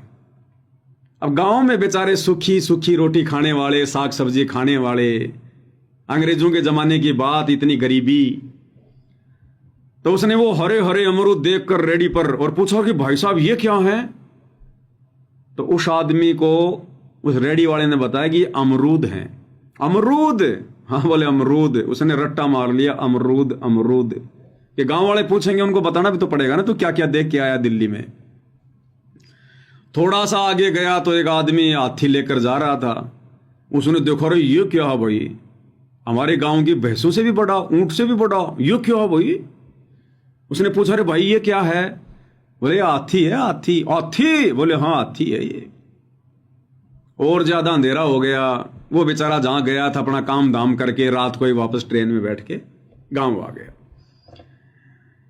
अब भाई और बहनों, साल 6 महीने बाद में एक महावत अपना हाथी लेकर उस गांव में चला गया। गांव गांव जाता था वो मांगने के लिए कि लोग इस हाथी को देख देख के, इसको गणेश जी का अवतार मान मान के, क्योंकि पहले बहुत ज्यादा भोले थे लोग, शिक्षा थी नहीं। ऐसे कोई हाथी आ जाता था, उसके सूंड के हाथ लगा लगा के, जय महाराज, जय हो गणेश जी, जय हो गणेश जी, अनाज वगैरह पैसे वगैरह दे दिया करते थे। तो पहली बार उस गांव में हाथी आया, पहली बार। गांव वालों ने भी नहीं देखा कभी जिंदगी में। अब जो महावत हाथी लेकर आया तो गांव वाले एक बार तो डर गए कि भाई ये क्या सांग आ गया। लेकिन जब देखा इसके ऊपर एक आदमी बैठा हुआ तो थोड़ी उनको हिम्मत बंधी कि है तो कोई कंट्रोल में चीज ये। अब लोग समझ नहीं पा रहे ये है क्या। तो एक आदमी ने कहा, वो दिल्ली गया था ना वो रामचंद्र, उसको लाओ बुला के, वो बताएगा। तो लोग उसको लाए बुला के। अब वो भी कंफ्यूज हो गया वो भी बेचारा कंफ्यूज हो गया। अब भाई और बहनों, उसने क्या किया, हाथी के चारों तरफ यूं घूमने लगा, देखने लगा यूं बड़े गौर से, बड़े गौर से। तो गांव वालों ने कहा, तू बताता क्यों नहीं, तू दिल्ली गया था, के है यो? तो उस रामचंद्र ने कहा बड़ा ध्यान से यूं, मतलब सोच विचार के, बोलो भाई गांव वालों, 100% तो ये आथी है, 100% तो ये आथी है। और अगर ये आथी नहीं है तो अमरूद में तो कोई शक ही नहीं है। बोला 100% तो यो आथी है, अगर 1% हाथी नहीं हुआ तो अमरूद में तो कोई शक ही नहीं है, अमरूद तो फिर ये है ही है। क्योंकि बेचारे ने दो ही चीज देखी थी, हाथी और अमरूद। तो कंफ्यूज हो गया वो, कई दिन की बात हो गई, भूल गया हाथी कौन सा था और अमरूद कौन सा था। तो सोच समझ के विचार किया, बोले भाई 100% तो ये हाथी है, अगर हाथी नहीं हुआ तो अमरूद में तो फिर कोई शक ही नहीं है, अमरूद तो ये पक्का है। तो भाई और बहनों, इन आश्रम वालों को तो इन सत्संगों में, बेचारी भोली भाली आत्माओं को इन समागमों में केवल एक ही चीज पढ़ाई जाती है, एक ही चीज, पवनदास गुरुद्रोही, पवनदास गुरुद्रोही। गुरुद्रोही की पैड़ पर जप गावे बीर, 84 निश्चय पढ़े सतगुरु कहें कबीर। बस ये दो बातें इनको रटा रखी हैं, दो बातें, इससे ज्यादा इनको कुछ नहीं पता इनको। तो ये कंफ्यूज तो हो गए सात संगति की वीडियो देख देख के। इतना तो इनके अंदर सिस्टम थोड़ा हिल गया कि यो सौदा के है, यो असली भगवान दाढ़ी मूछ वाला है, सतगुरु रामपाल जी है। लेकिन कन्फर्म ये अभी भी नहीं हो पा रहे यो हाथी है का अमरूद है। तो भाई और बहनों, हाथी तो हाथी रहेगा, हाथी तो हाथी रहेगा, और अंत में मानने में भलाई है। तो भाई और बहनों, अभी इनके भाग्य के ऊपर है, इनके संस्कार के ऊपर है, क्योंकि सकल पदार्थ है जगमाही और भाग बिना नर पावत नाही। तो ये इतना आसान नहीं है इस कबीर भगवान को समझना, इसको पहचानना। भाई और बहनों, बड़ा मुश्किल काम है। अब ये तो अपनी मान बढ़ाई में फंसे हुए हैं भाई और बहनों, देखा देखी में फंसे हुए हैं। और परमात्मा अपनी वाणी में क्या कहते हैं ये मान सम्मान के भूखे लोगों के लिए, कि ये मान गुमान छोड़ मेरे मनवा, तत्व भेद तब दर्श है। ये मान गुमान छोड़ मेरे मनवा, मान यानी सम्मान और गुमान यानी अभिमान, अहंकार। गुरुदेव के आदेश हैं परमात्मा के कि मान गुमान छोड़ मेरे मनवा, तत्व भेद तब दर्श है। कि जब तक तेरे अंदर से ये मान सम्मान की चाहत, ये अहंकार और मान बढ़ाई नहीं जाएगी, तब तक तुझे तत्व ज्ञान समझ में नहीं आएगा, तुझे सतगुरु के भगवान के रूप में दर्शन नहीं होंगे, तो अपने जैसा मानुष ही मानेगा। तो ये लितानी गांव के अंदर ये सतलोक आश्रम वाले जो ये सोल वगैरह सम्मान के रूप में स्वीकार कर रहे हैं, अभी तो इनमें मान बढ़ाई की भूख है। इन्होंने पकड़ भी कैसे लिए, वो सोल पकड़ भी कैसे लिए। चलो गांव वाले तो भाई उनको तत्व ज्ञान नहीं है, उन्होंने तो ये सोचकर भैया इन्होंने हमारे गांव की मदद की है, इनका सम्मान करो। कोई और मदद करते हो तो उनका भी सम्मान करते। लेकिन तुम लोगों ने वो चद्दर अपने हाथों में कैसे पकड़ ली? तुम्हारे हाथ क्यों नहीं कट गए उस समय? क्या उदाहरण पेश कर दिया तुम लोगों ने, अपना मजाक बनवा लिया तुमने भगत समाज के सामने। अरे वर्तमान के 90% भक्तों की आंखें बंद है, तो इसका मतलब ये थोड़ी है कि आने वाले समय में भी भक्तों की आंखें ऐसी बंद रहेंगी। लोग हंसा करेंगे तुम्हारी मूर्खता पर इन वीडियो को देख देख के। तो परमात्मा कहते हैं मान गुमान छोड़ मेरे मनवा, तत्व भेद तब दर्श है। और प्रेम भाव सतगुरु में हो जा, तब सहज अमृत बरस है।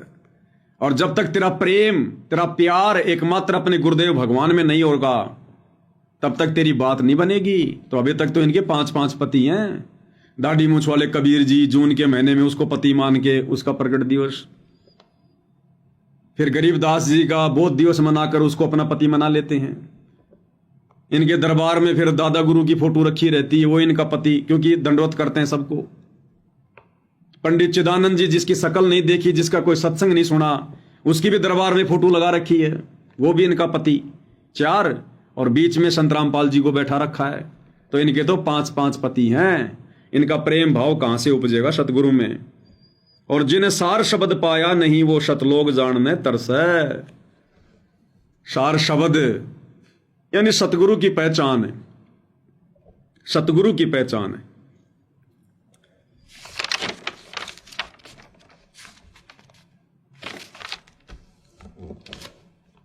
तो भाई और बहनों, एक छोटा सा शब्द है परमात्मा का, ये गा लेते हैं मालिक की महिमा में। खुलासा इसका पहले हो चुका है परमात्मा जी के आशीर्वाद से। बंदी छोड़ सतगुरु रामपाल जी परमेश्वर जी की जय हो। मुक्ति का मार्ग जोर है, कोई देखो सत्संग करके। मुक्ति का मार्ग जोर है, कोई देखो सत्संग करके। कोई देखो सत्संग करके, कोई देखो सत्संग करके। मुक्ति का मार्ग जोर है, कोई देखो सत्संग करके। सत्संग किया था बजरंगी ने मुनिंदर जी के संग में। सत्संग किया था बजरंगी ने मुनिंदर जी के संग में। कहें मुनिंदर सुनो हनुमाना, तुम उलझे झूठे रंग में। कहे मुनिंदर सुनो हनुमाना, तुम उलझे झूठे रंग में। ये 30 करोड़ राम हो जालिए जीत जीत के जंग ने। ये 30 करोड़ राम हो जालिए जीत जीत के जंग ने। देखा सतलोक नजारा था, विधि पूछी पैर पकड़ के। विधि पूजी पैर पकड़ के, विधि बूझी पैर पकड़ के। मुक्ति का मार्ग जोर है, कोई देखो सत्संग करके। मुक्ति का मार्ग जोर है, कोई देखो सत्संग करके। जोग जीत के सत्संग में एक दिन आ गए कागभूषंडा। जोग जीत के सत्संग में एक दिन आ गए कागभूषंडा। मुझे ऐसा मार्ग नहीं मिला, मैं फिर लिया नौ खंडा। मोहे ऐसा मार्ग नहीं मिला, मैं फिर लिया नौ खंडा। उपदेश लिया फिर सुमरण कीन्या, तब मिट्या काल का दंडा। उपदेश लिया फिर सुमरण कीन्या, तब मिट्या काल का दंडा। वो कर अधीनी बंदगी, सतगुरु चरणा के माँ पढ़ के। सतगुरु चरणा के माँ पढ़ के, सतगुरु चरणा के माँ पढ़ के। मुक्ति का मार्ग जोर है, कोई देखो सत्संग करके।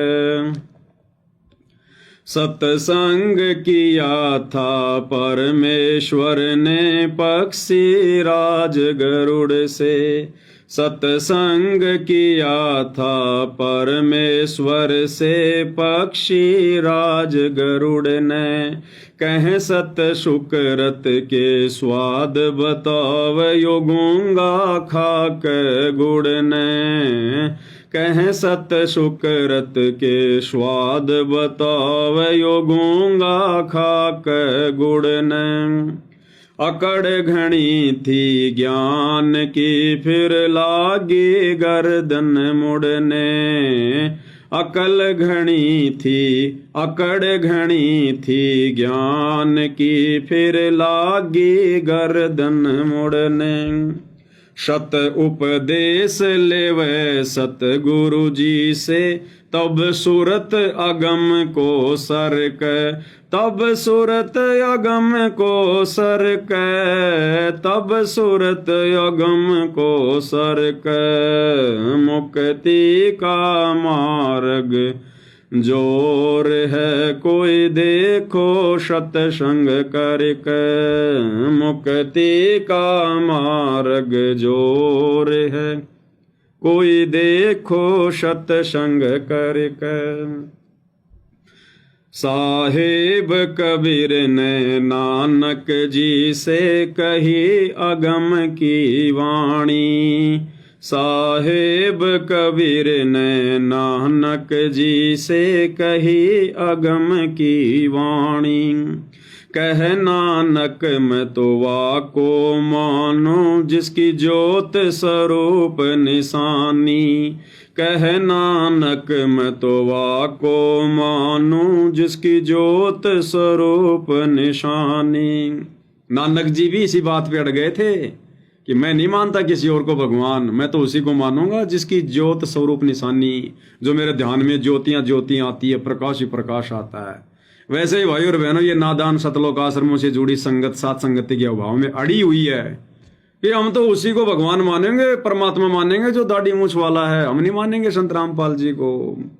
कह नानक मैं तो वाको मानूं जिसकी ज्योत स्वरूप निशानी देखी सतलोक की चांदनी तब ज्योति फीकी मानी देखी सतलोक की चांदनी तब ज्योति फीकी मानी। वाहे गुरु सतनाम कहा था उन गणी उमंग में भर के उन घणी उमंग में भर के उन घणी उमंग में भर के मुक्ति का मार्ग जोर है कोई देखो सत्संग करके मुक्ति का मार्ग जोर है कोई देखो सत्संग करके। ब्रह्मा विष्णु महेश ने किया सत्संग गरुड़ के साथा ब्रह्मा विष्णु महेश ने किया सत्संग गरुड़ के साथा। तीनों देवान्यु कहन लगे हम सर्वलोक विधाता तीनों देवा न्यू कहन लगे हम सर्वलोक विधाता। गरुड़ कहे ये बालक मर गया इसे जीवा द्यो दाता गरुड़ कहे ये बालक मर गया इसे जीवा द्यो दाता। नहीं जिया तब कहन लगे ये तो हाथ परम ईश्वर के ये तो हाथ परम ईश्वर के ये तो हाथ परम ईश्वर के। मुक्ति का मार्ग जोर है कोई देखो सत्संग करके मुक्ति का मार्ग जोर है कोई देखो सत्संग करके। साहिब कबीर के सत्संग में एक दिन आ गए गोरखनाथा साहिब कबीर के सत्संग में एक दिन आ गए गोरखनाथा। वो सिद्धि बल से बोलता सतगुरु कहें ज्ञान की बातां वो सिद्धि बल से बोलता सतगुरु कहें ज्ञान की बातां। जब पूर्ण सिद्धि दिखलाई तब नाथ जी रगड़ा माथा जब पूर्ण सिद्धि दिखलाई तब नाथ जी रगड़ा माथा। गोरख ने भेद शब्द का पाया सतगुरु चरणा बीच पसर के सतगुरु चरणा बीच पसर के सतगुरु चरणा बीच पसर के। मुक्ति का मार्ग जोर है कोई देखो देखो सत्संग करके मुक्ति का मार्ग जोर है, कोई देखो सत्संग करके। सत्संग हुआ था सामन के घर, कैसी हुई सतगुरु मेहमानी। सत्संग हुआ था सामन के घर, कैसी हुई सतगुरु मेहमानी। अन्न नहीं था प्रसाद को तब चोरी करण की ठानी। अन्न नहीं था खान को तब चोरी करण की ठानी। सतगुरु सेवा कारण लई खुद लड़के की प्राणी। सतगुरु सेवा कारण लई स्वयं लड़के की प्राणी। भगत वो पाड़ा जीत गए जो हुए आश्रय सतगुरु के। जो हुए आश्रय सतगुरु के, जो हुए आश्रय सतगुरु के। मुक्ति का मार्ग जोर है, कोई देखो सत्संग करके। मुक्ति का मार्ग जोर है, कोई देखो सत्संग करके। ये मान गुमान छोड़ मेरे मनवा, तत्व भेद तब दर्श। ये मान गुमान छोड़ मेरे मनवा, तत्व भेद तब दर्श। प्रेम भाव सतगुरु में हो जा, तब सहज अमृत बरस। प्रेम भाव सतगुरु में हो जा, तब सहज अमृत बरस। जिन सार शब्द पाया नहीं, वो सतलोक जानने तरस। यानी जिसको सतगुरु की पहचान नहीं हुई, उसको कहते हैं सार शब्द पाना। जिन सार शब्द पाया नहीं, वो सतलोक जानने तरस। कहें कबीर मुक्ति को पाले, हरदम सतगुरु नाम सुमर के। हरदम सतगुरु नाम सुमर के, हरदम सतगुरु नाम सुमर के। मुक्ति का मार्ग जोर है, कोई देखो सत्संग करके।